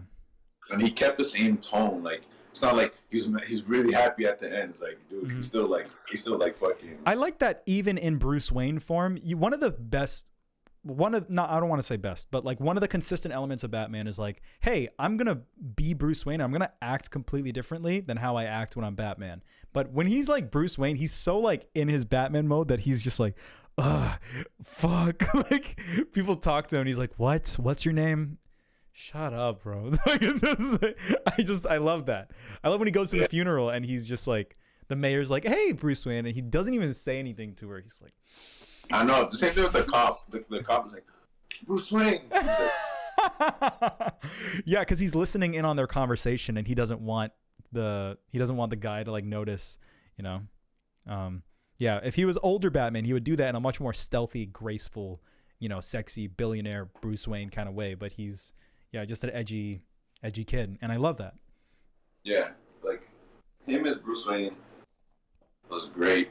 Like when you first see him, and like his hair is fucked up, he got all the eyes shadow. I'm like, damn, he looks. I was like, I didn't know. Like I didn't know how I felt. And looking at Bruce, but when you see him in the suit, hair done, I was like, okay, here we go. He looks like a real Bruce. He looks really good. Yeah, I love the way he looks. Me too. And you know, his in-suit performance was just as good. I love how I just love the way he just looks at people. Yeah, I know. It's like all he can do, but he does it so well. This movie, it's interesting. I don't know if it's hard to say. Is it asking a lot? You know, when he just kind of stands there, but I don't know. You got to stand there right. You don't. You gotta stand there right, bro. Yeah. You gotta stand there right. And he does stand correctly. Absolutely. And I will give a lot of the credit to the presentation of the movie. I think the music, the cinematography, and especially the sound effects do a lot to make his suit feel cooler, you know? Like when he steps and when he walks into a scene, like that intro when he's like walking to like all those kids. And it's like, and you hear his boots like crunching on the ground. It really gives him like a presence. It makes him feel so badass, you know? When he punches people, it's like, oh my God, it sounds like metal is like hitting this guy's face. It's awesome. I love it. Yeah. Yeah. Yeah. And you know, the movie's riddled with a lot of movies riddled with there's a lot of great scenes, and this movie really revives the Riddler for casuals, you know? Because, you know, diehards or, like, just Batman fans, like, to me, this is no surprise. But to a casual, this is why, like, the Riddler's going crazy like this? Yeah. They're probably just talking to that goofy dude fucking make the Riddler. Yeah. he's done so well. He's just such a threat. Like, yeah, he's really a threat. Like, this is fucking Joker level mm-hmm. Yeah, going on. I feel like most people, casuals, don't expect this from the Riddler. You think so? I guess because the last time he was shown, he was like the Goofy. Yeah, the Jim Carrey. No one even likes that movie though. I don't even know if a lot of people. I don't know if casuals would even like know about that movie. You know. I don't know what defines a casual. I would say that I am not a hardcore. Like, I watch the movies. I watch like all the movies, but I don't read comic books and stuff. You know, I sometimes watch the show. And Riddler is a force in the games. You know, Riddler is kind of I was against that. Yeah, and I think that despite the fact that they kind of had a different approach with him now, I do think that the elements that make Riddler was still there. He was doing riddles, and he had Batman on the end of his hook. He didn't like. That's the best part about the Riddler. Like, Batman just can't beat his riddles. Here's the thing, right? Here's the thing. You search up the Riddler, and look what you see. This is the first thing that comes up. Jim Carrey. this is exactly what I mean. But not just that. Like, he looks goofy here. Yeah, he looks silly. Goofy here. Right. Yeah. This is what I mean. Like, you search. If you did not know who Riddler was coming into this, you search him up. Like, what the fuck is this? Mm-hmm. Yeah. And just think about it. Before this movie was announced, none of this cool shit was coming up. Right. It was all this type of shit. Yeah. This is exactly what I mean. The movie really did him just like, look, Batman, the Riddler's best riddles, like, and it's just like 3 goofy forms of the Riddler. Like, but for me, this movie did so well with him. I'm glad you liked it. They had the riddles. Yeah. And he's a threat. Because before he had the riddles, but it was just goofy. Yeah. But now he's just like, when he's talking, you know, when he's in Arkham Asylum, right, and the music is like the tent, like the scene tense is going up. Yeah. And Batman's like, I love that shit. You know. Yeah. So I thought Thriller was done right. Yeah. And I didn't think it was gonna be this good. I did not think the Riddler was gonna be this. Yeah. I feel it's very similar to Joker to me, like Joaquin Phoenix's like Joker, because he's like a incel beta loser, and he's like he like inspires like an uprising, right? He has all those people wear the same mask. So I was like, oh wow, it's just like Joker. Did you like draw those parallels at all? And did that yeah. And I liked it because it's just like in the games, like when you're fighting Joker and you're fighting Joker's henchmen, they're all clowns. Yeah. Mm-hmm. Yeah, and it's really it's interesting because in the games, you know, Riddler has his like informants, and you go fight people. I don't know if you get that far in the games, but like in Arkham Knight, at least, like when you fight people, Riddler has like people who are informants who are part of like Joker's gang, but secretly they're part of Riddler's gang. So you have to like interrogate them, and you have to like not kill them and talk to them. So I don't know, in the same way that Riddler kind of has people kind of hidden everywhere, this movie kind of has that appeal too. It gets that consistent, you know. It was interesting how unapologetic they were in like the same thing as Joker to me. And at first, on my first viewing, I didn't really like that, but on the second viewing, it felt appropriate. It's very unfortunate that Joker exists because it makes this movie just inherently feel less unique in that aspect. If this movie existed and Joker didn't exist, I'd probably love this. But because Joker exists, it's hard for me to kind of see this and not feel like it's just doing the same thing, even though it's not doing it bad. And it does fit for this movie, you know? But yeah, it was good. I loved seeing all the Riddler goons and to have Batman fight them. That was like, you know, there's only like 2 fight scenes in this movie, but they're great. Yeah. Yeah. It's very, I feel like it's very comic book accurate. To Batman, because no movie has really portrayed his detective side even in the Nolan movies. Yeah, they really don't. It was always like Action. Batman would just scan something, and be like, "I know where he is." Yeah, yeah, like, I know. Yeah. I actually see this detective side, but yeah, and it was good. It was a good detective story. Detective side, and it's complemented by Riddler and his threat. Yeah, it's fun because Riddler is like the most overpowered Batman bad guy, like in terms of like detective stuff. Like he's like the strongest one, because he's got the brains, and that's fun. It's fun to watch Batman go against that. I really liked Riddler. What did you now that we're on the topic of Riddler, I guess I'll just ask this now. What did you think of, like, were there any parts where you felt like, I guess I'll ask this. Were you in like a packed theater where like there were a bunch of people like when you watched it? It was packed, but it was a Dolby cinema, so it wasn't like too many people. Okay. Did people laugh at any moments with the Riddler? Yeah. Like, okay.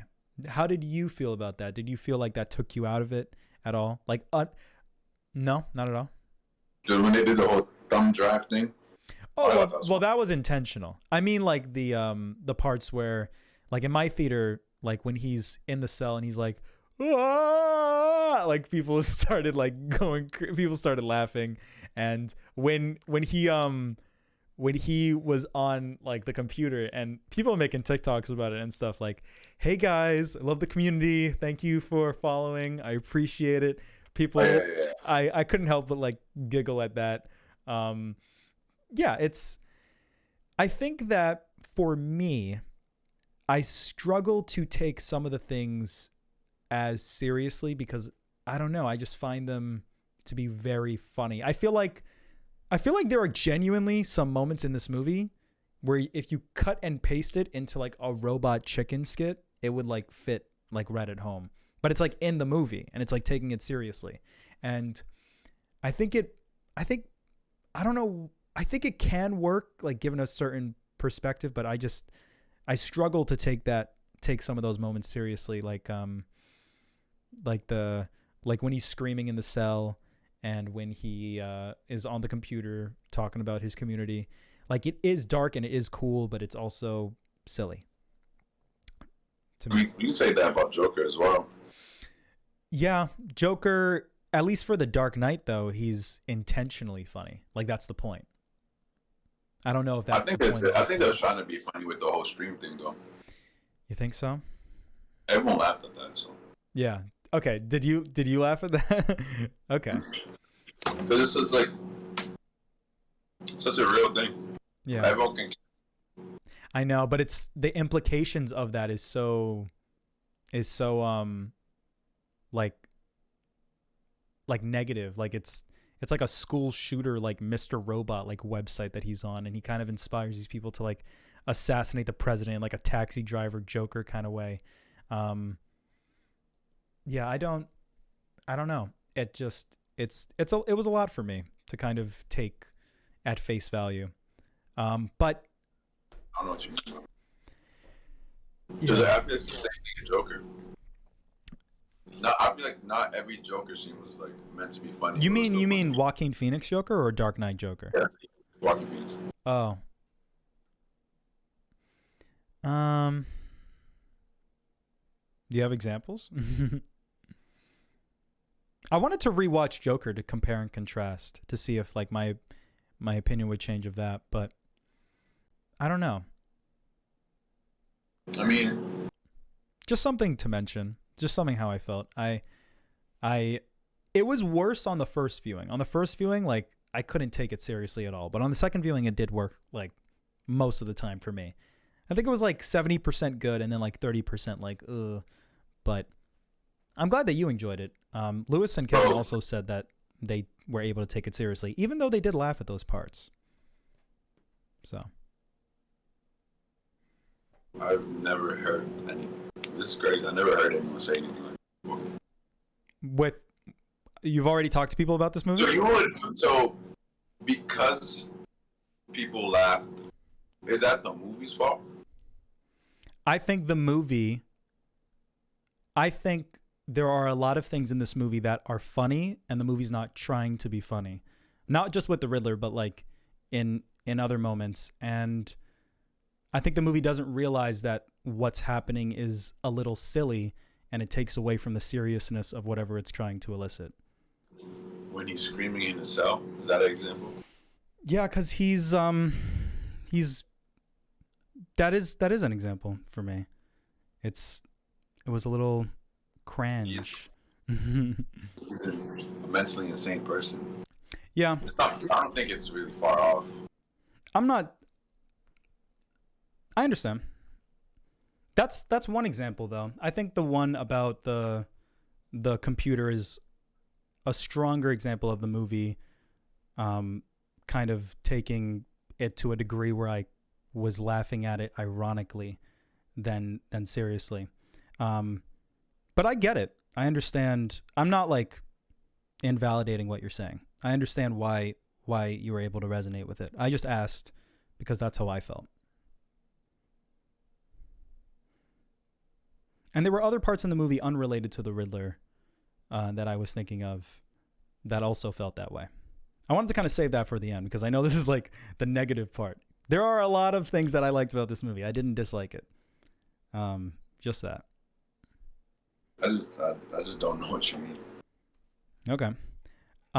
What about the part where Jim Gordon was talking to him in when he got captured by the police, and Jim Gordon was like doing like a mean, like he was pretending to be like talking to him mean, but he was like giving him the instructions for escaping. Did you think that was like silly? I was laughing at that part both times. When he was telling him how to escape? Yeah, because he was trying to pretend that he was like saying it in like a mean way, but it became kind of comical. Did you find, was that also, because it wasn't just like, I could tell it wasn't just me because everyone else was like giggling and stuff, even like Lewis and them. No? No one in my theater laughed. Okay. When he ate shit after the glide, did anybody go, oh my God, he just crashed? Did not? No? Okay. Interesting. Is that supposed to be funny? It was on the first time. Yeah, it was like, oh my God. Cause it's like, it's Batman. And I understand that he's supposed to be like, I understood what they were going for. I'm not saying it's like bad, but that's my one major criticism. I didn't want to lead with that, but I do feel like the seriousness of the movie was not achieved at some point. Because he crashed, the seriousness of No, I don't. That was just a question. I don't even like stand by that one. I'm not bothered by that. My prime examples are the part with Jim Gordon, the part with him talking to his community on the computer. Those are like the two big ones. I don't really think there's anything else that was like too egregious, but those were just two parts that I thought. I don't want to focus on it too much because I like the movie. We can move on to the other stuff though, unless you have questions about this, because I'm basically done with what I want to say. I'm really trying to understand. You can ask. I feel like I've said everything that I can say. Do you have any other movie that is like this, that made you feel like this? Where it is trying to elicit a serious response, and I am laughing ironically at it. Hold on. Before we go, why do you think him talking to his stream was meant to be taken very seriously? Because it's like, maybe you can make the argument that it's a joke, but it feels I don't know, because it's, the whole movie's like very serious, and it's very rare that the movie does a joke, and it's not like it doesn't feel like a space of levity, because it's also a reveal of like, holy shit, he inspired people to like shoot the mayor and stuff. So you could argue that it's a joke. I'm not gonna I'm not going to deny that. But he quickly said, so what was it when he said, thanks for the donation? No, he was very, like, briefly, like, just the fact, I don't remember exactly what he said, but it was like, thanks for the follows. I love the community. And that was funny to me because that's what I do. And it's just, it feels like a direct, like, relation to, like, YouTubers and stuff.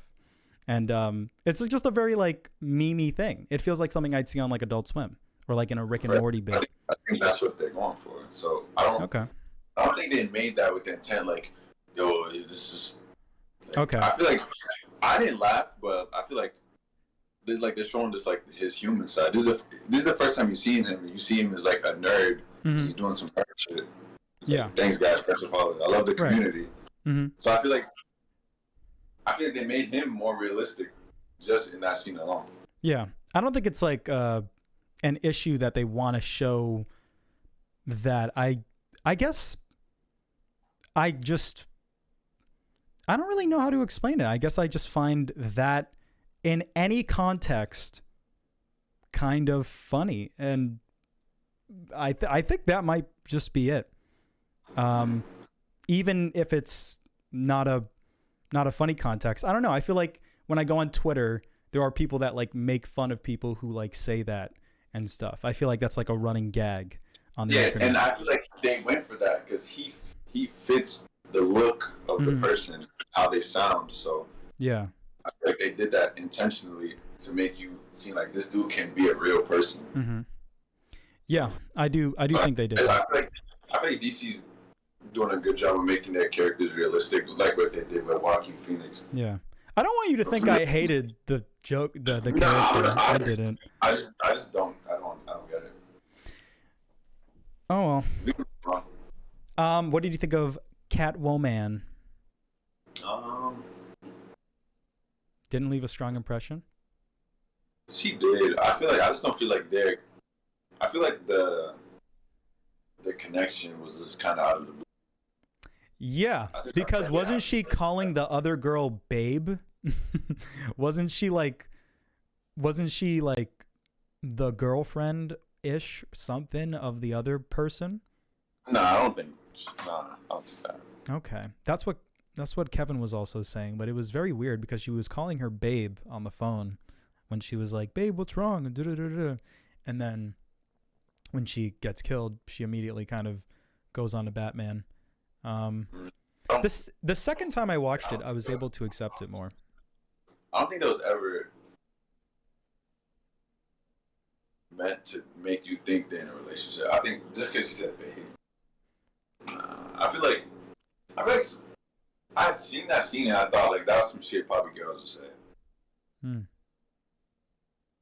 But throughout the movie she's saying that's my best friend. They captured my best friend. Yeah. So I never made that connection, but I just feel like the way she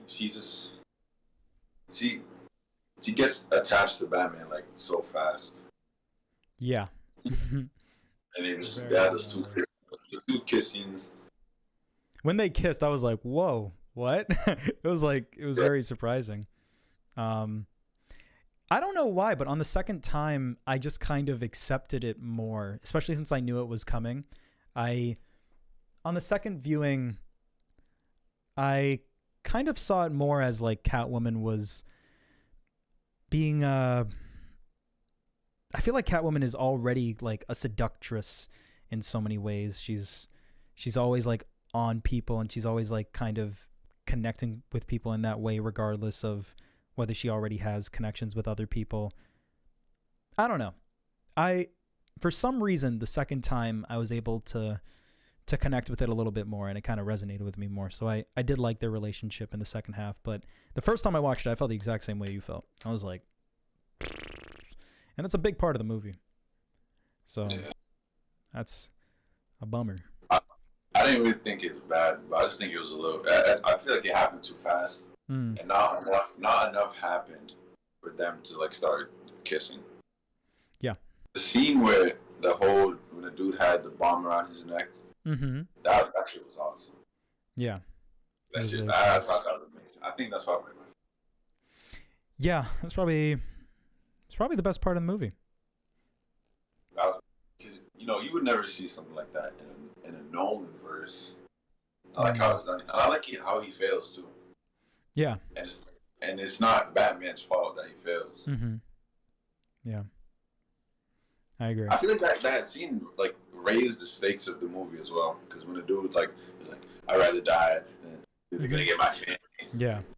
Oh shit. It's like, what's he talking about? What's going on? Yeah, I think that scene was really. Yeah. I agree. It made the mystery like much larger. It didn't feel as small scale. Made it more of a big deal. I like the mystery. I think the mystery is very well written. It's a bunch of riddles. Riddler's got like Batman on the end of his hook. Batman feels as if he's doing his best, and like, but there's like literally a line in the movie where it's like, he's the one controlling this game. I guess we're just gonna wait until we find him, and then we'll go from there. And then they find him, and then he's like, all right, I'm gonna flood the city now. And he's like, wait, no. He's like, fuck. I love the reveal of like when they find out that he's like gonna flood the city. I thought that was so good. Like when he takes the carpet and they show the map, and it shows the map, and then it cuts to the real life location, bird's eye view, and it does the explosion without doing sound effects, and it's just the music. I was like, oh my God. That was like, that was like one of the best directed parts of the movie that really impacted me. With the Riddler like narrating.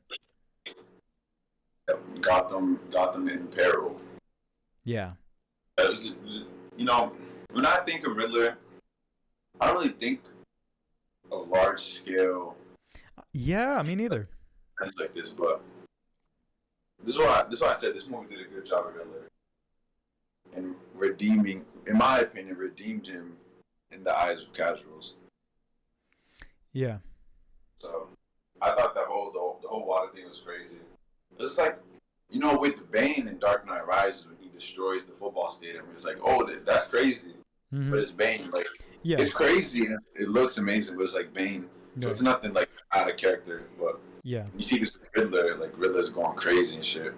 I thought it was so dope. Yeah, you weren't expecting that. And in the Dark Knight movies, like, I don't know if you remember Batman Begins, but in Batman Begins, that was like Ra's al Ghul's plan. He's like, I'm gonna spread the fear toxin throughout the city, and then he kind of does it in like Arkham Asylum. So something of that scale kind of already happened. So for Bane to just kind of do that again, it doesn't mean as much. Where it's like, I'm gonna destroy Gotham. It's like, all right, the last guy like almost destroyed Gotham. So it's cool to see the city get flooded by bitch ass Riddler in this movie, because the tone is very like, maybe 5 people will die. Maybe that's the highest the stakes will go. And then you realize, oh my God, Gotham's going to fucking explode. Yeah. It's great. Yeah. I love that. I loved, did you acknowledge the cinematography and the look of the movie? And were you into that a lot? It was raining. A lot of rain. Yeah, it was a lot of rain. It was a lot of rain. What did you think about the music? I like his theme song. Yeah. I don't really remember anything other than the music. Yeah, I paid attention to it a lot because it was, I don't know. I'm just very conscious of like what song is playing at what moment, and it was good. I think that sometimes, I don't know if it's the music's fault or maybe it's just certain scenes, but sometimes there were times where I wish that they weren't playing a song and they just kind of let the scene play out, or I wish they played a different song because it just didn't feel appropriate. Yeah, I know exactly what you mean. This is why I don't really notice it, because I feel like Batman always has the same like background music going on. Mm-hmm. It's like the animated series, the games, movies. They all, to me, the music all sounds the same. All like this superhero music in the background, but it's just a darker tone. Yeah. Batman. Yeah. So for me, like, I've been hearing this shit since I've been playing like DC Universe on PlayStation. The music is the fucking same. Yeah. So I don't notice it, but I do feel like they should have just turned off the music completely in a lot of scenes. And I started realizing this after I watched No Country for Old Men. Yeah. Because that movie has no music. Yep. And that alone just leaves a huge impact. I know. So I feel like this is such a perfect movie to not have music, but it has music the 24/7. whole time. Yeah. And it is different from Joker, because Joker is a character that I associate the music in Joaquin Phoenix. Yeah, it fits his character so much whenever he's fucking dancing. Yeah, and you notice the music specifically in that movie, but like with Batman, it's always like the same. Yeah, it's almost like. But you do notice the theme, because the theme is a lot different from the Batman music. Right. Yeah, I think the music in Joker is a lot more intentional, where it's like, this scene is written to have this song play. We need this song to play. You can't play a random song. I feel like with Batman, they write the scene and it's like, all right, come up with a song and just put whatever you think fits there. And sometimes I don't think it fits. And it really can take me out of it sometimes. One example, this is like a very small example, but like one example that caught my eye was when Catwoman is going to get Filoni, Batman is like going after her, and there's this hallway scene where like the lights are off and the bullets like are illuminating the hallway, and Batman's like punching them. It's a really cool scene. It's like, it lasts like 2 seconds, but it's awesome. But they play Batman's theme in that moment when like it's a 2-second moment in like a 5-minute part that's about Catwoman, and it's like, I don't want to hear the Batman song right now. Like, play a little thing for him right now, and then go back to the Catwoman music that you were playing a second ago. That's like a small thing. And it's, I don't know, it's weird. When I say it, it sounds stupid, but that's how I felt while watching it. And I feel like the music was so, yeah, like what you say with No Country for Old Men, like the music didn't have to be there. They didn't need a song, so they didn't put a song. And I just watched the Dark Knight movies, and the Dark Knight movies are so restrained. They know when to not use music. Like, there's a whole fight scene that has no music because the fight is just so good and it doesn't need it. And every part of this movie has music, and sometimes it works and sometimes it doesn't. And that is honestly more of a complaint than the Riddler thing. Like, I dislike that more than that. It really gets in the way of the experience for me. And it's tough because I can't even imagine the scene working without music. Like, I sit there and I'm like, I don't know if this scene would work without a song. I guess it's just the wrong song. I don't know. Yeah. That's a good point on that one. But yeah, I ask because the music was so commanding. There were some scenes that were like just relying on the song. Like, they would basically be in slow motion. It would be like Batman just walking super duper mega slow, and you're supposed to look at the song and like look at the cinematography. And sometimes it worked and sometimes it didn't. So anyways, that was that. But what did you think of like the whole bit with the twist of like, I guess it wasn't really a twist because they like doubled back on it, but when they revealed that like Thomas Wayne might be a bad guy and he might be doing some buffoonery, some coonery, that like, I was like, no, I was so distraught at that. That like, I believed that reveal for a second. I was like, oh my God, that's insane. Yeah. I feel like they should just maybe kept that in instead of doubling back. Yeah, but that would have had some strong implication. That's a challenge, you know. Because I know because they would have to like rewrite the movie. Yeah, according to that. But I like, hearing it from the villain's mouth, Falcone. Like, I just didn't believe it, but I understand why Batman believed it, because this is the young Batman. Yeah. But when he was saying that, I didn't believe that shit. Yeah, and the way he words it too, it's like you can infer that the dad didn't tell him to kill him. He said, I can't remember exactly, but the way he worded it, it's like, oh, so the dad didn't tell you to kill him? He said that the dad was like, I want you to put the fear of God into his eyes. And when fear doesn't work, then you got to do what you got to do.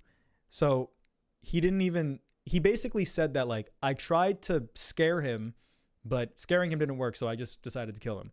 But he didn't say that the dad told him to kill him. So if you're watching that scene, depending on your perspective, you can infer, oh, so my dad didn't tell him to kill him. So when the movie spends like 15 minutes being like, oh, my dad killed a guy, it's like, well, not really. And then Alfred's like, well, not really. And Bruce is like, oh, okay. And it's like, what? Were you not paying attention? I don't know. It's weird. It's like it's written like in a weird way. And that's like the movie's like going pretty consistently because it's about the mystery. And then it takes a break to do the Thomas Wayne bit.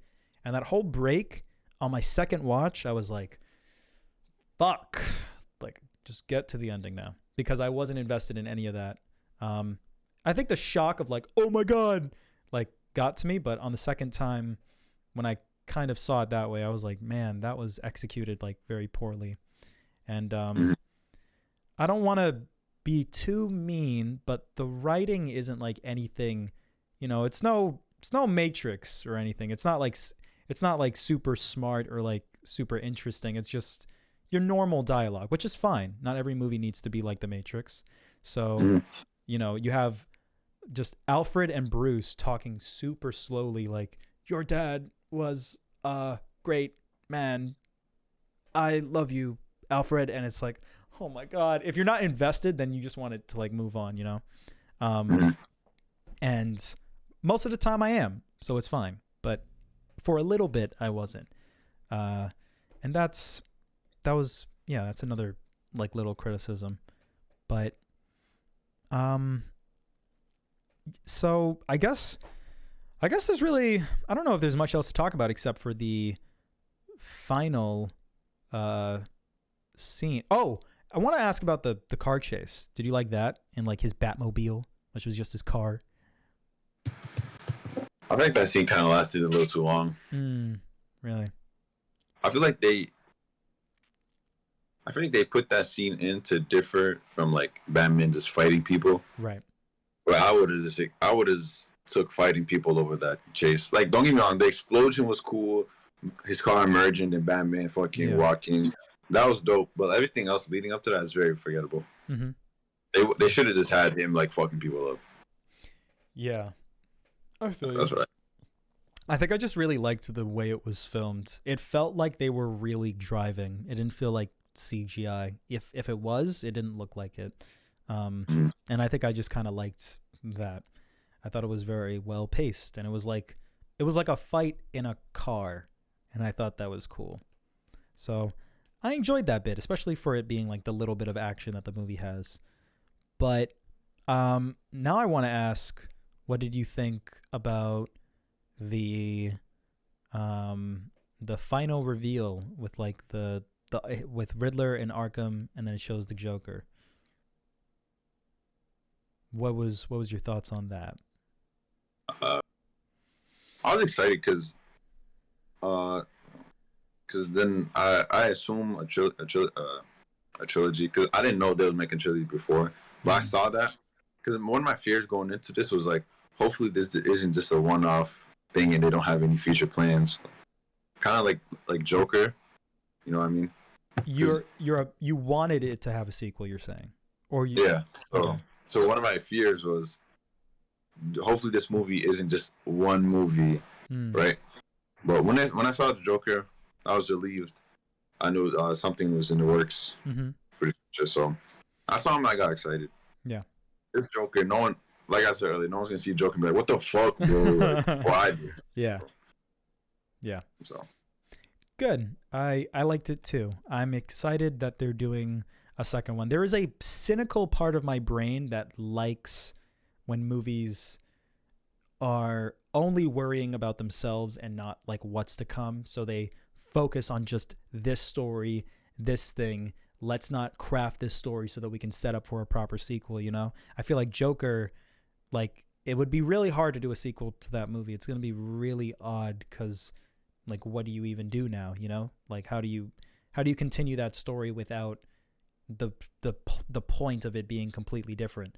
And I feel like with Batman, they set it up where like they can kind of do the same thing again if they want to, and I like this movie, so I'll watch the same thing again. I'll watch Robert Pattinson as Batman one more time in Water Gotham, I'd gladly do that. Yeah, I thought that was good. And I don't know if there is much else to talk about. I think that is all. Do you like this movie more than The Dark Knight? Or like, what is your favorite Batman movie? Is it this? This is the best Batman, but I don't know if it's better than Dark Knight. This is, like I said before, I think this is the most comic book accurate Batman. Mm-hmm. But is it better than Dark Knight? It's because it's fucking Joker in Dark Knight. Yeah. It's, you know, it's really that movie having Joker compared to this movie having Riddler. Yeah. It's kind of hard to compare because like Joker's up here in everyone's head. Now really just gained respect for what I think. He just gained respect from a lot of people who didn't know much about Riddler, but Joker is just such a character. Yeah. So, I don't know. I know you haven't seen The Dark Knight in a long time. Yeah, you don't have to answer if you don't want to. I'll just say that, Robert Pattinson is a better Batman than Christian Bale. Joker is the Joker. Yeah. You know? I know. Yeah. I think I like The Dark Knight more than this. I think I can confidently say that. I think I agree with your sentiment that Robert Pattinson captures like a more realistic and like a Batman that you can believe more than Christian Bale. But I think that I like Christian Bale a lot more because I like his dialogue, and I like him as his Bruce Wayne is better than his Batman, and he's Bruce Wayne a lot in the movie. And I like that. And there's a lot of talking in Dark Knight, and the dialogue is fantastic. So I do think that I like Christian Bale more, even though I acknowledge that he's like objectively, if we're being like compared to comic book, like not as good as like Robert Pattinson. I think I can agree with that. But I do like Christian more, and I do like The Dark Knight more, especially after having just seen it.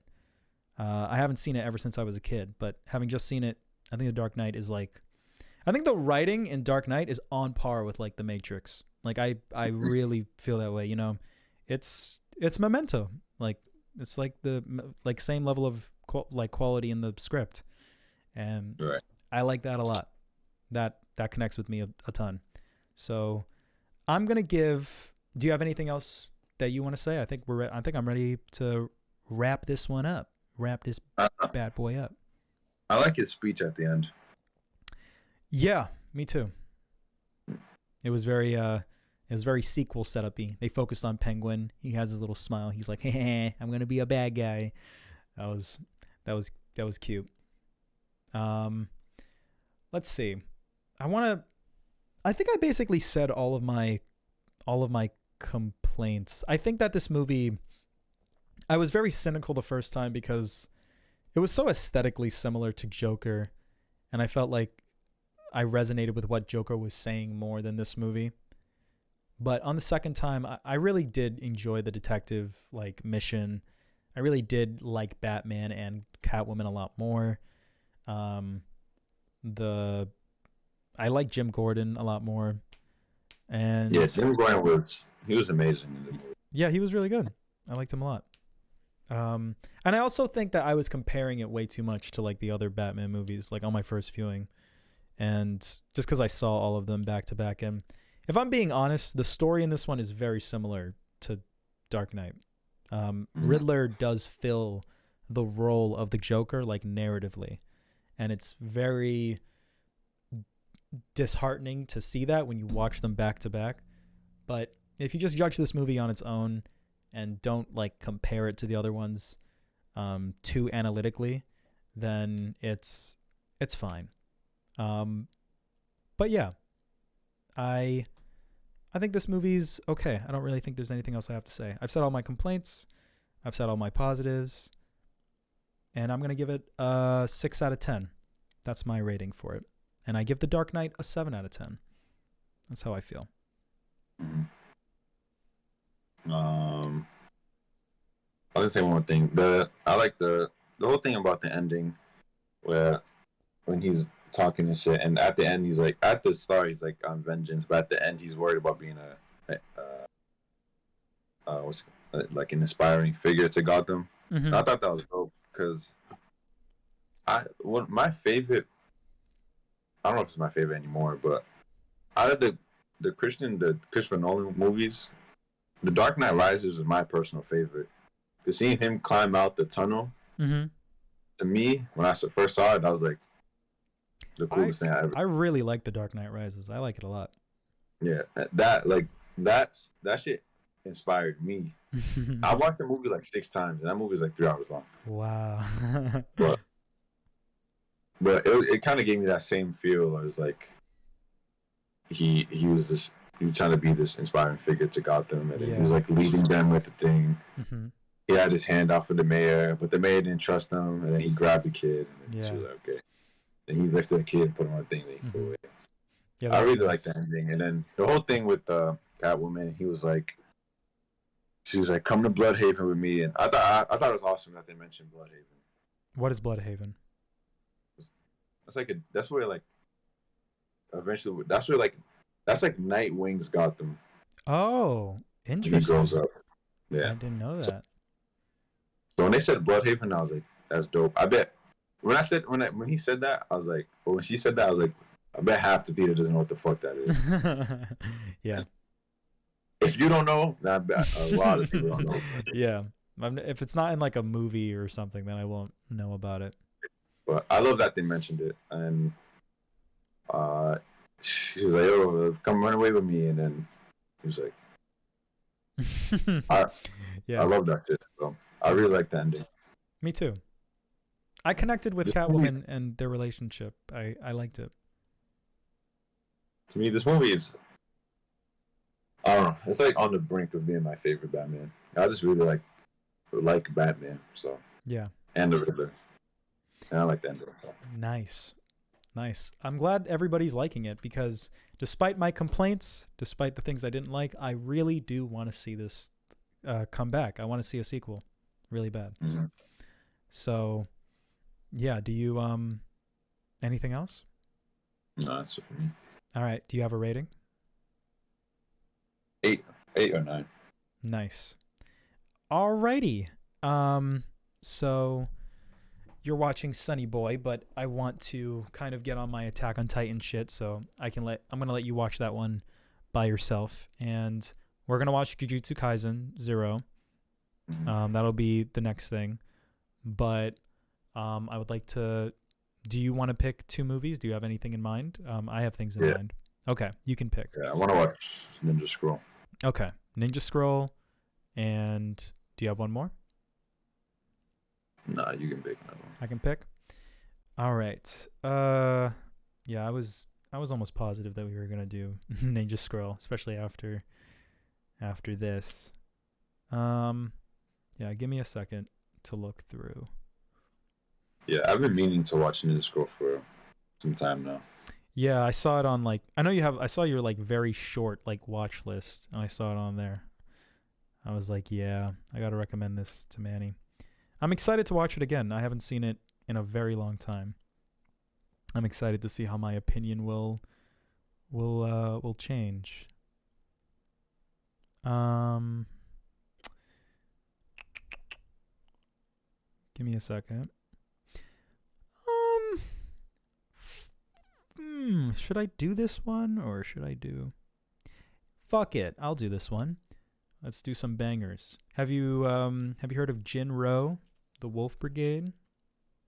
I think I mentioned this, and I think you said yeah? Mm-hmm. Okay, I want to watch that. All right, let me write this shit down. Oh, bro, yeah, big news with Crunchyroll buying Funimation. Oh my God, thank you for remembering to talk about that. I completely forgot. Yeah, that is fucking huge. What do you think about that? There's good. There's good and bad. It is good and bad. Yeah, I know we joke about Funimation, but it's scary, kinda. Funimation is ass, but Funimation did come in clutch today because I was out on doing Navy stuff this morning, and like I had time to watch something, right? To watch My Dress Up Darling came out Saturday. Yeah. Then like, I went on Crunchyroll to watch it there, but the video would not load up. And I was like, it's not because this has to be the app. I went on Funimation, then the video instantly loads up. I'm like, okay, is Crunchyroll ass now? I was like, but the thing is, downloading episodes on Crunchyroll is way better. Funimation downloads are ass. Yeah. But now there's no competition. Yeah, I so know. That's a bad thing. It is. It is kind of bad.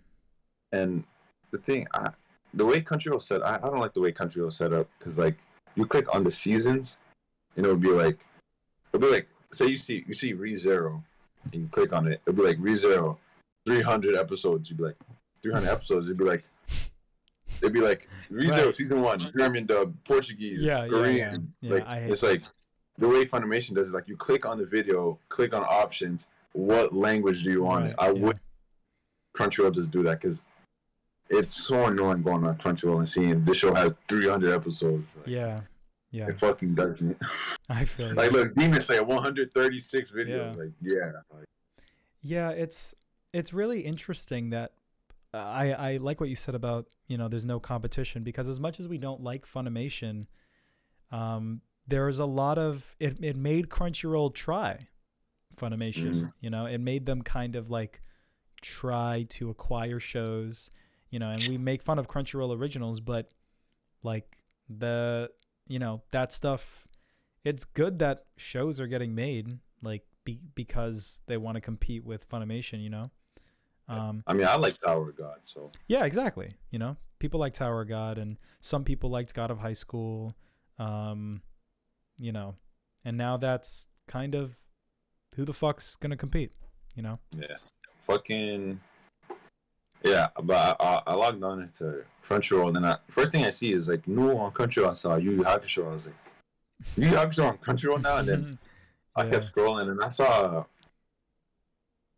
Sunny Boy on Crunchyroll. I was like, dude, yeah, that's so weird. Yeah, I was like, yeah, that shit's happening now. Like it already happened. Yeah, they bought it for like 1.1 billion. Yeah, because I think Sony owns both of them now, right? Yeah. That's really scary. But I just looked at like Demon Slayer. It's like, where do I watch it? Like this is so egregious. Yeah, that's stupid. I like the way Funimation had it set up. I agree.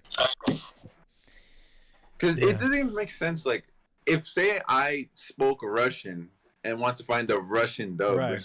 Yeah, why don't you just put your account on Russian and then a default to Russian or something like that? I don't know. Crunchyroll is kind of stupid in that sense. Yeah, but some people were saying something about Funimation and their dubs, that they're gonna miss that. They're still gonna make dubs. Nah, I know, but there's a YouTuber, Glass Reflection, made like a 15-minute video about this, and he was talking about the dubs and buying DVDs and shit like that. Yeah, that's still gonna be a thing, though. Yeah, I don't know I forgot what he's talking about, but well, Funimation is kind of their main thing is producing dubs and Blu-rays for people to buy, and I'm a Blu-ray guy, so I hate Funimation when it comes to their service, but Funimation, you got to respect them for kind of making a Blu-ray of like every show. Like that's not something that everybody can do. You got to respect them for giving almost every show a dub, That's something that not everybody can do. And I don't think that's going to stop.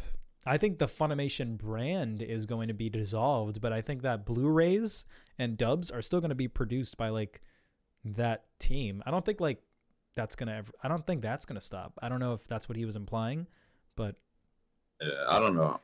I forgot. I don't know. I forgot who he's talking about. So that's a very lucrative like business. Like I don't know. I don't think that'll stop. Everybody buys Blu-rays. R.I.P. to Funimation. I know. Yeah. You guys kind of suck, but they suck. But it's scary. You know, when you think about it, like, are they even gonna make Crunchyroll originals anymore? Like, what's the point? There's no reason to. You know. I don't know. They just lost $1.1 billion, so they probably didn't have their funds. Yeah, it's interesting. I don't really know what to say. Crunchyroll is literally like the only competing anime thing, and I guess Netflix has a lot of good originals, but Netflix can't compete with fucking Crunchyroll. You know? Yeah. Like, it's not even the same market, really. Netflix. Yeah. Everybody who has Crunchyroll already has Netflix, kinda, for other reasons besides anime. There was High Dive, but High Dive is like not even in the competition anymore. It's like not even considered like a main thing. Yeah. But in good news, Jobless Reincarnation season 2 got announced. Yeah, I saw that. That's great. And Classroom of the Elite season 2 got announced as well. Have you seen Classroom of the Elite? No, what is that about? Is that new? No, it came out in 2016. And for some reason, the show was so huge. Let me search this up. Give me a sec.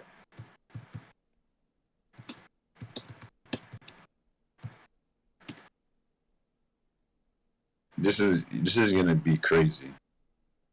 So, Classroom of the Elite got fucking 76 million views on Kiss Anime alone. Why? That's a lot of views, right? For a fucking pirated site. Because the only, like, when you look at the popularity, it's like One Piece, Naruto, Dragon Ball Z, Classroom of the Elite. It's crazy. But, yeah, literally, it's Naruto, Hunter, One Piece, Classroom of the Elite, then Dragon Ball. Wow. And the show, I don't know why it was so popular, but the show ended, and then like I remember I watched it. And I was hyped for season 2. This is my early days of anime when I thought shit was good, but the show was actually very mid. But yeah. I remember reading the Kiss anime comments, and people were like, "Season 2 is never gonna come out." They made this show. They made this show like you can buy the light novels, right? And I was like, "No way." Yeah. Then like fast forward like 4 years, I'm like, "What happened to Classroom of the Elite?" And I searched it up. And it was like, "Yeah, buy the fucking light novels." I was like, "Damn!" And then now it got announced, and it's huge. It's a huge announcement. Interesting. That's cool. It is crazy. I'm gonna watch it. It's gonna be so hyped. Oh, really? I've never even heard of this show. I guess let me look it up real quick. Let me end the recording though. Like 73 million views on a pirated site. That's a lot of people, Ali. Yeah, for a weirdo show. Why is that? No idea. No one's ever made a video on it. Oh, I've seen this poster before. What is this show even about? This fucking cool, stoic main character goes to the school and fucking uses people. Look, main character, best badass moment, 7 million views. Fuck. Maybe I'll check it out. 12 episodes or 24? 12. Okay. Interesting. It's huge. Yeah. Yeah. What's what are the big anime for next season? I don't know. You don't know? No eye on the radar. I want to finally watch Kaguya-sama. I think season 3 is next month. Yeah, Kaguya-sama is good. Oh man. After Attack on Titan ends, what other like anime in reserve do we have to look forward to? Chainsaw Man? Yes, Chainsaw Man. That's true. It's Chainsaw Man, and that's it. Chainsaw Man, Jujutsu, Demon Slayer. There's a bunch of stuff. Fucking Bleach, final season. That's true. That's also true. I guess there is a bunch of stuff. Fucking. Oh, Spy X Family's coming out next season. Next season? Oh wow. Kaguya-sama's coming out next season. The Rise of the fucking Shield Hero. Isekai. I have to watch. Why? How far have you gotten into it already? I finished the first one. Oh, just give up. Quit while you're ahead. Oh. Comey Can't Communicate is in the season 2.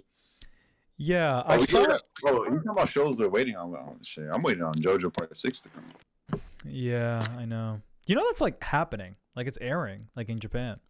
And we're just fucking sitting here. Like if you want to watch it illegally, like it's there. But I'll just wait. Yeah. Fucking I saw clips of Comey Can't Communicate, and it actually didn't look that bad. I was really cynical, and I was like, oh, I read the manga and the anime's gonna be ass. And then I saw clips and I was like, oh, they actually like tried. Yeah. So well, that's coming out weekly on Netflix. That was coming out weekly on Netflix. That's so cool. You saw the first episode though? Yeah. Okay. Did it impress? It didn't have an impression on you? It was alright. Yeah. Not really for me. If that show came out in like 2017, I would have watched it. Yeah. It is one of those shows that's like, it's a very cutesy. People call it moe. I don't know what moe means, but yeah. And probably in the last episode, the main character hugs her and she like freaks out. Yep, exactly. That's what I've been waiting for. Yep. But next season looking good though. Spy X Family. That's a good one. Yeah, I read like the first volume of the manga. That's one that people talk very highly of, and it was very good from what I read. I saw the trailer, and it looks like okay in anime form, but hopefully the story carries it. It looks like a Dr. Stone situation where like the story's OD, but the animation's like not as good as you'd expect it to be when they adapt the anime. Maybe I'm being cynical, but I don't know. We'll wait till it comes out. I'll watch that. Bro, for fucking summer, we got Devil's a Part-Timer season 2. We have Rent a Girlfriend season 2. Did you watch the first one? Yeah. Was it good? No. Okay.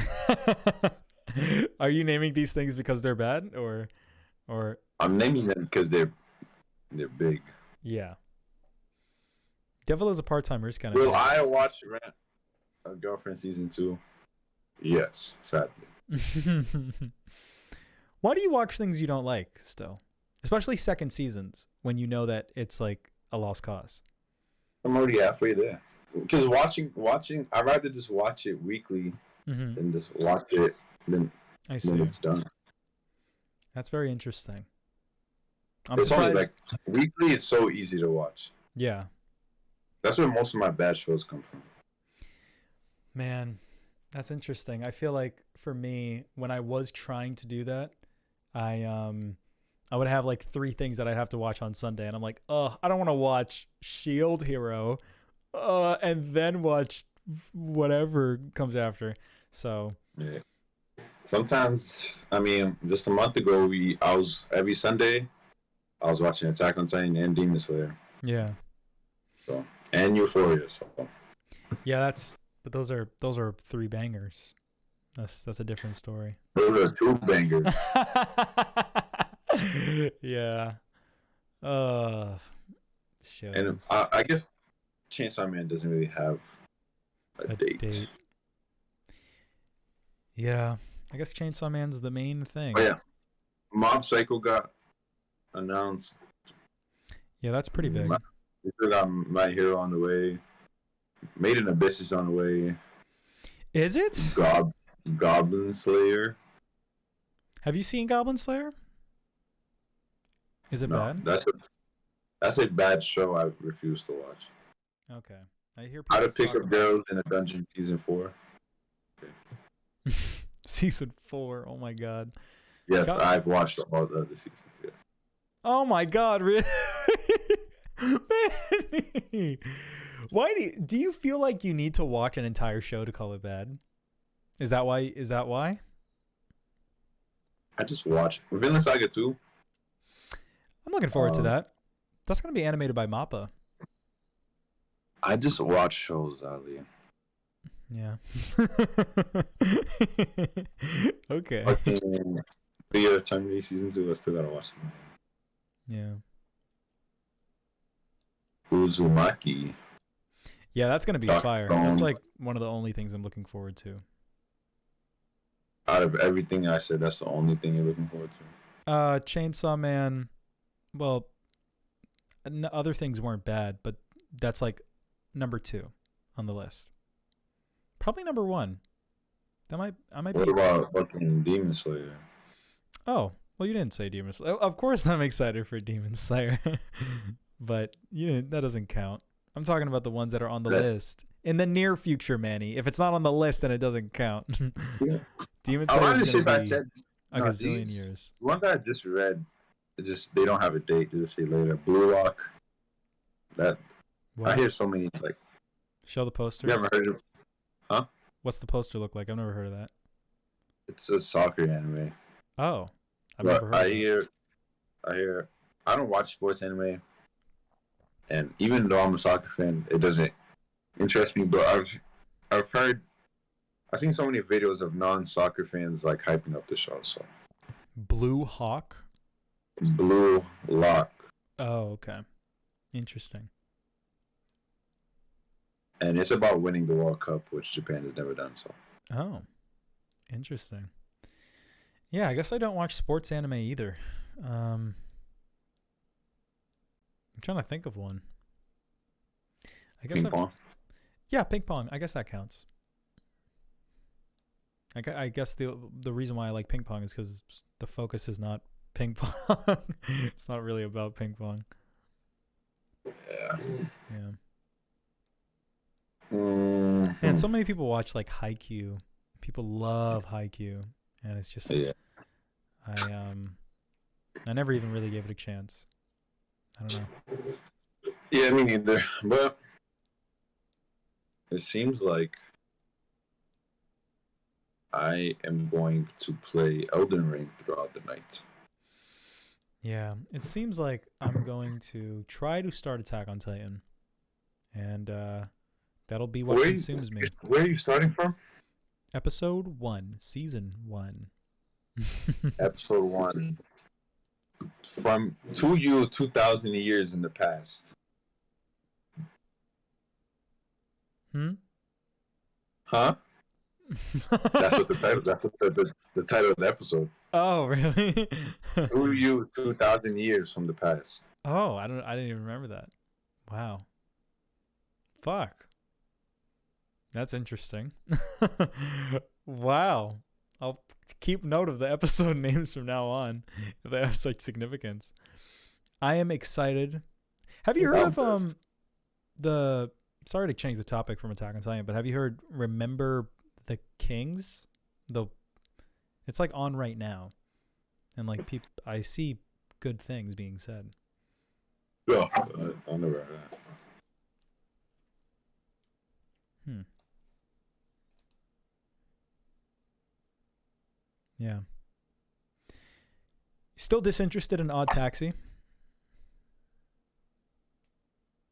I'd rather watch other things. Yeah. Now. Okay. I mean, Sunny Boy is doing really well. Okay. Glad you're enjoying Sunny Boy. Hopefully, I'll get to it eventually. Yeah, I'm excited. How far are you into Elden Ring? Does it say like your runtime? Dude, oh my god, this game fucking time just fucking flies when you're getting fucked up. Bro, like literally, what the hell? Come on. Fucking like you spawn like this game. So you spawn, right? And then like you walk up, and then like you just walking, then a boss lands right in front of you, right? Like right when you spawn, and like you're supposed to lose to this boss, and I lost. But I searched up people like beat this boss, so like level 1. Yeah. And then I was like, damn. But yeah, you spawn, you get beat up by this boss. You get like one tap by this boss. Then you like spawn again, and then like you do the tutorial, and then you're in the world, and then the game doesn't tell you where to go, right? Like you can literally go left, right, straight. Like you literally can go any fucking way, right? Yeah. But right in front of you is a boss right there, like right when the game starts, and you can just like you can like run around him or like straight up fight him right there. I was like, I remember like I was fighting him and just losing. I want to give up. Like, I was thinking about already giving up the game, but yeah, I'm going strong. Let me see how much time I have. It's an RPG, so you level up. You can just grind it out, right? Yeah, but like it was so like insane because like for them to put that boss right in front of you was disrespectful. And like his moveset was like insane. It was like, bro, what do you even do to fight this guy? I have 8 hours. Oh, okay. I bought the game on Friday. Wow. I've not gone far at all. Yeah. It doesn't 8 hours doesn't sound like a lot. Yeah. It seems like one of those 100-hour kind of experiences, and I'm not ready for that right now. It sucks. Yeah. I hate being out of the loop when it comes to video games, but I don't have the time. If it's not like under 30 hours, like I'm not going to play it. But I'm glad that you're playing something besides 2K. Experiencing one cool thing about this too, like where you find the gut sword is like it's like fucking Band of the Hawk. I would show you this, but this is like an Attack on Titan spoiler, so I can't even show you this. Wow, there's an Attack on Titan reference? I say it is. Okay. But you wouldn't get it. Mm-hmm. But like where you get the gut sword? Oh, I'm right here. I think this is the little fucking the guts thing. The what's it called? Memorial. Yeah, the I don't remember what they called it, but it is that thing. Yeah. Yeah, they do that a lot. I wanna show you. That was in fucking Genshin Impact. It's like that references in like so many games. People love Berserk. They did that in Genshin Impact? Yeah. That's dope. It is. But I want to show you this real quick. Why is he not doing it?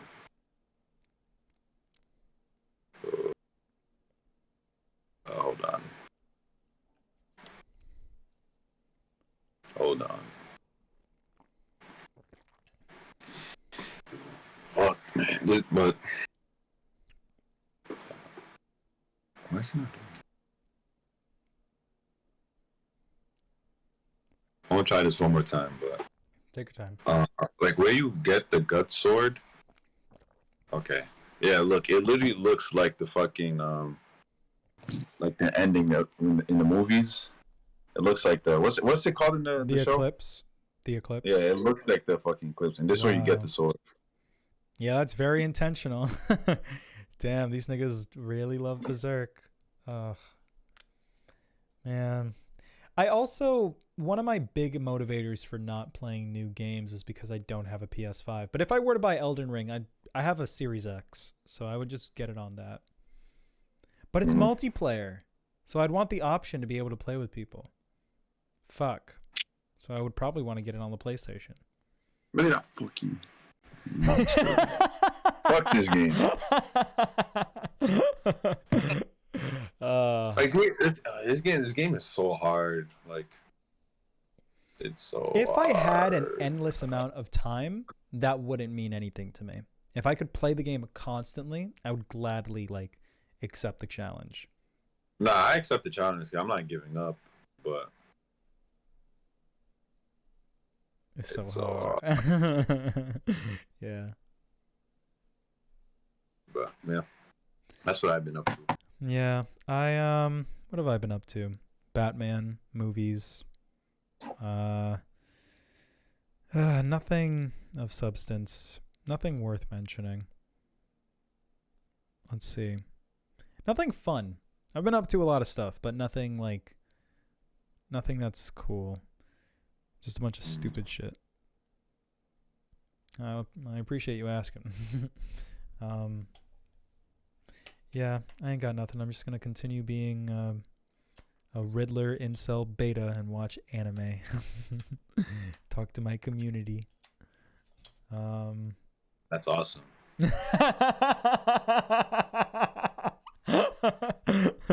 Yeah.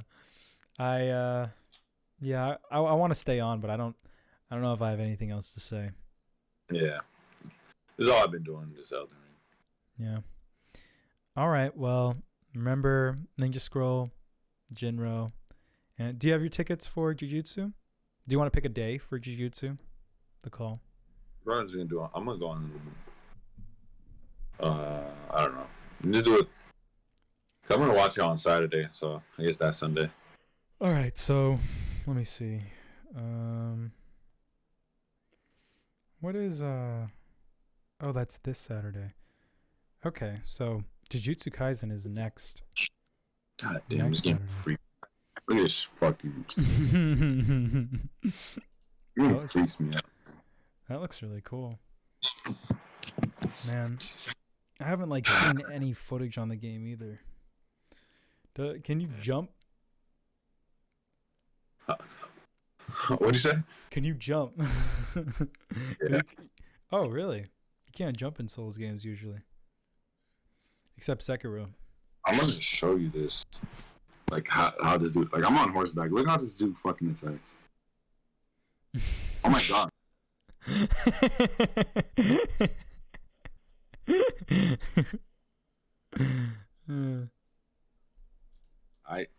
Those two fucking beasts right there, they guard the gut sword. There's two of them guarding it. You have to go. Oh my god, that's also a reference. That's really cool. It's fucking stupid. Give me the sword. And the thing is, even if I get the sword, I can't even fucking use it. My kid's not even strong enough to fucking. That's really funny. Yeah. But it looks cool. It does look cool. Did you find that on your own or did you look it up? I fucking just saw it on TikTok. I saw it and I'm like, yeah, I get the game. Interesting. Yeah. How's TikTok looking these days? People talking about Batman. People making jokes. I don't know what's going on in that. No.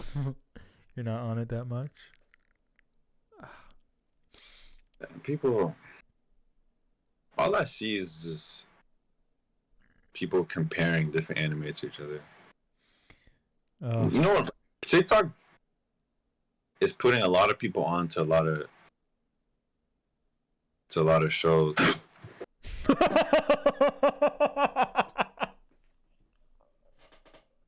Holy shit.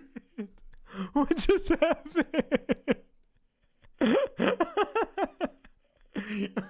Oh my god. That is so good. Oh, I'm gonna make sure God, that moment is captured in time. I will never forget that. That's a fucking clip right there. That's so good. What were you saying? People comparing anime on TikTok? People will be like, best anime characters, Guts, fucking Lelouch, V. Britannia, or they just bring up all the try-hard characters, and I really doubt the people making these videos actually watch any of these shows. Yeah, I know. They watched the Watch Mojo videos that said the same things. But best manga, Vagabond, Berserk. I know. 20th Boy Centuries, or 20th Boy Century, fucking Monster. Yeah. I really doubt you watch that, bro. I know. I really want to watch Monster. I want to read that stuff too. Monster is just so long. 70 episodes, man. That would take us a long time if we ever did that. Yeah. I feel like when you get back, I don't know if you're gonna have time like you used to. Yeah, I don't know what my life is gonna look like when I get back. Fuck. We should try and squeeze in Monster. We should do like a really long one before you have to go. That would be nice. Might be asking a little bit too much out of even me, but it would be so cool if we could. Maybe for like the 1 year like anniversary or whatever. Oh, I just got killed. Fuck. Yeah. Ugh. Maybe. Last time I watched something long was Yu Hakusho.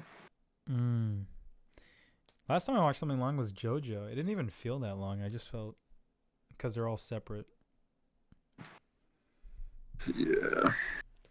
Yeah, hopefully Attack on Titan goes by smoothly. Hopefully it's not like painful. Sometimes I'll watch something and I won't think it's bad, but I'll just not be invested. And I hope that's not the case with Attack on Titan. Because my motivation with JoJo was like, I'm going to make a video on it. Never did, but at least I rewatched it, and I'm caught up now. With Attack on Titan, I have no intention of like making a video or anything. So I'm less motivated to watch it, like, constantly. Alexander is making a couple. His last 2 videos are on that shit. Yeah, I always like delete it from my feed whenever he posts it because I don't want to get spoiled. I haven't like watched the Alexander video in so long because he's so unapologetic about posting shit that has spoilers in it. That's like his thing. That's like all he does, which is good. He talks about what he wants to talk about. He's like trying to expand what he's doing now. He's like doing streams and stuff.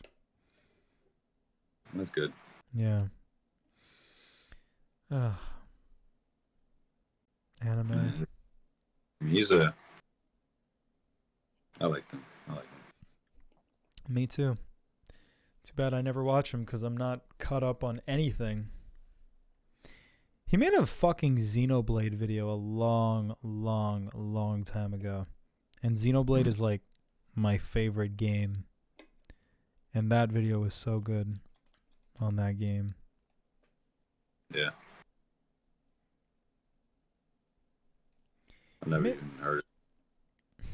There are so many things that Alexander, like on his Patreon, he had like a thing where he was like, I will make videos on this if I get money for this project, and you can donate for each specific video, like whichever one you want. And hold on. Look at it. Is that a crow? Oh my god. Fucking massive. Yeah. That's George R.R. Martin. I'm turned around. I can't see your face. Oh. Yeah. This George R.R. Martin, like, on the game. They don't talk about him anymore, but apparently, like, when the game first got announced, it was like, fucking Miyazaki and George R.R. Martin. Not Hayao Miyazaki, but like. Yeah, I know. I don't know his first name, but I know what you're talking about. Yeah. And I was like, whoa. So I wonder if that influence seeps through. I wonder if George is out here, instead of writing the final Game of Thrones book, having fun making video games. Yeah. It is a combo. Yeah, that's good. Sometimes they say like, from the creator of blah, blah, blah, blah, but it doesn't feel like it. So hopefully it does. Because I love myself some Game of Thrones.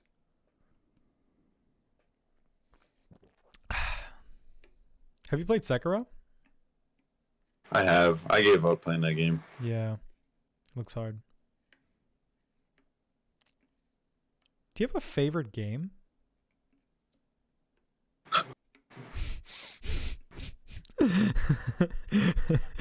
Fuck. My favorite games are like Black Ops 2, Battlefield 4, God of War, really? Red Dead Redemption. I see. Red Dead Redemption is incredible. 1? Both of them. I love the whole thing. 2 is like... 2 blew me away. Really? Yeah. That's good. I think I was so turned off by it because I'm a GTA boy, and to just not have the amount of versatility that you have in GTA was disheartening. Mm-hmm. And the new things, the new systems that they introduced into the game kind of just didn't even amount to anything. Like, you can talk to people, you can like greet them, you can like say a thing, and like it just didn't even do anything most of the time. And I was like, what the fuck? Yeah, but the thing is with that shit's actually funny because there's like a lot of like funny clips. I don't know. I think that's like a nice touch. I feel like I've always thought about like, imagine you can just say what's up to this dude.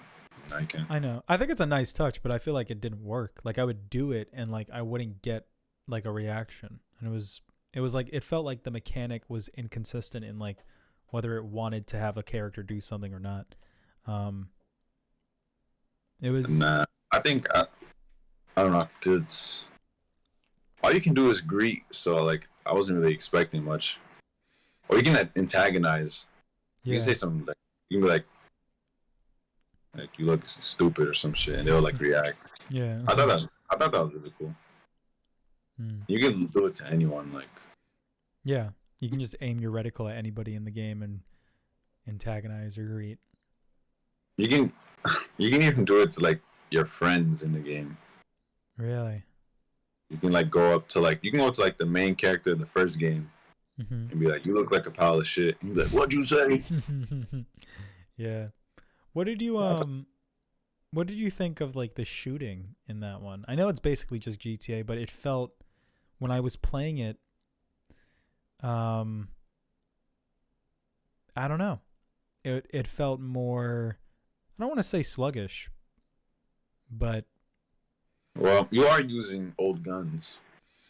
I guess so. I guess. For some reason, GTA 5 felt faster. And GTA 5 already is like the same kind of game where GTA 5 is already like a slow shooty game. It takes a while to aim, takes a while for like a gun to like fire, for like animations to go off. It takes a while to walk. And Red Dead, I don't know, just the shooting was a little off to me. But maybe it's because I was using old guns. I don't know. Yeah, you literally using revolvers and shit like that, so. Yeah. I thought it kind of made sense. I just love Red Dead. I just love the theme of Red Dead. I think the whole theme of revenge and redemption is portrayed very nicely. And I love how it's shown throughout like the generations, because like the major theme, especially in the second one, is don't look, like the main character says all the time, is like don't look back. But like whenever someone looks back, they end up dying, you know? Yeah.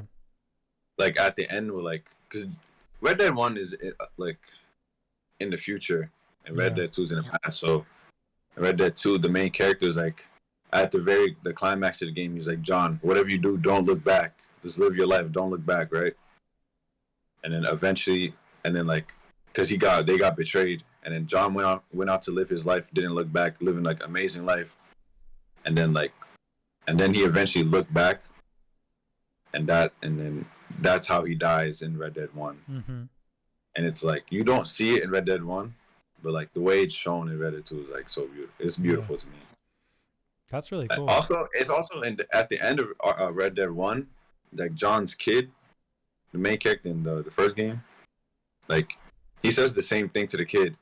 Like when he's about to die, he grabs his kid and says, "Yo, whatever you do, don't look back." And then the kid at the very end of the game kills the guy who kills his dad. So he looks back. So eventually, like he's gonna get what's coming. Yeah. So it's fucking awesome. I love how it's all amazing. I damn near cried at the end of the second one. Wow, that's really cool. Yeah, I hear a lot of people say the story is great. Yeah, that's good. I'm glad people enjoyed it. Whenever I hear good things about something, I will reconsider giving it a second chance. Because I wanted to like that game. Once again, another game that's like a gazillion hours long, and I'm always intimidated by open world games. I always want to do everything the game has to offer, and then I just give up, and I'm just like, never mind. Yeah. Yeah, it is a commitment. Yeah. Such a bummer. I'm such a boomer. Right, bro. I'm gonna fully dive into Elden Ring like it's Elder Scrolls. No, I was gonna say like it's fucking Sword Art Online. Yeah, dive in, pick up some girls in a Elden dungeon. All right, I'll probably go watch Attack on Titan. Okay. All right, bro. See you, buddy. See you in the next episode. Next episode, March 20th. All right. Bye. I'll catch you later.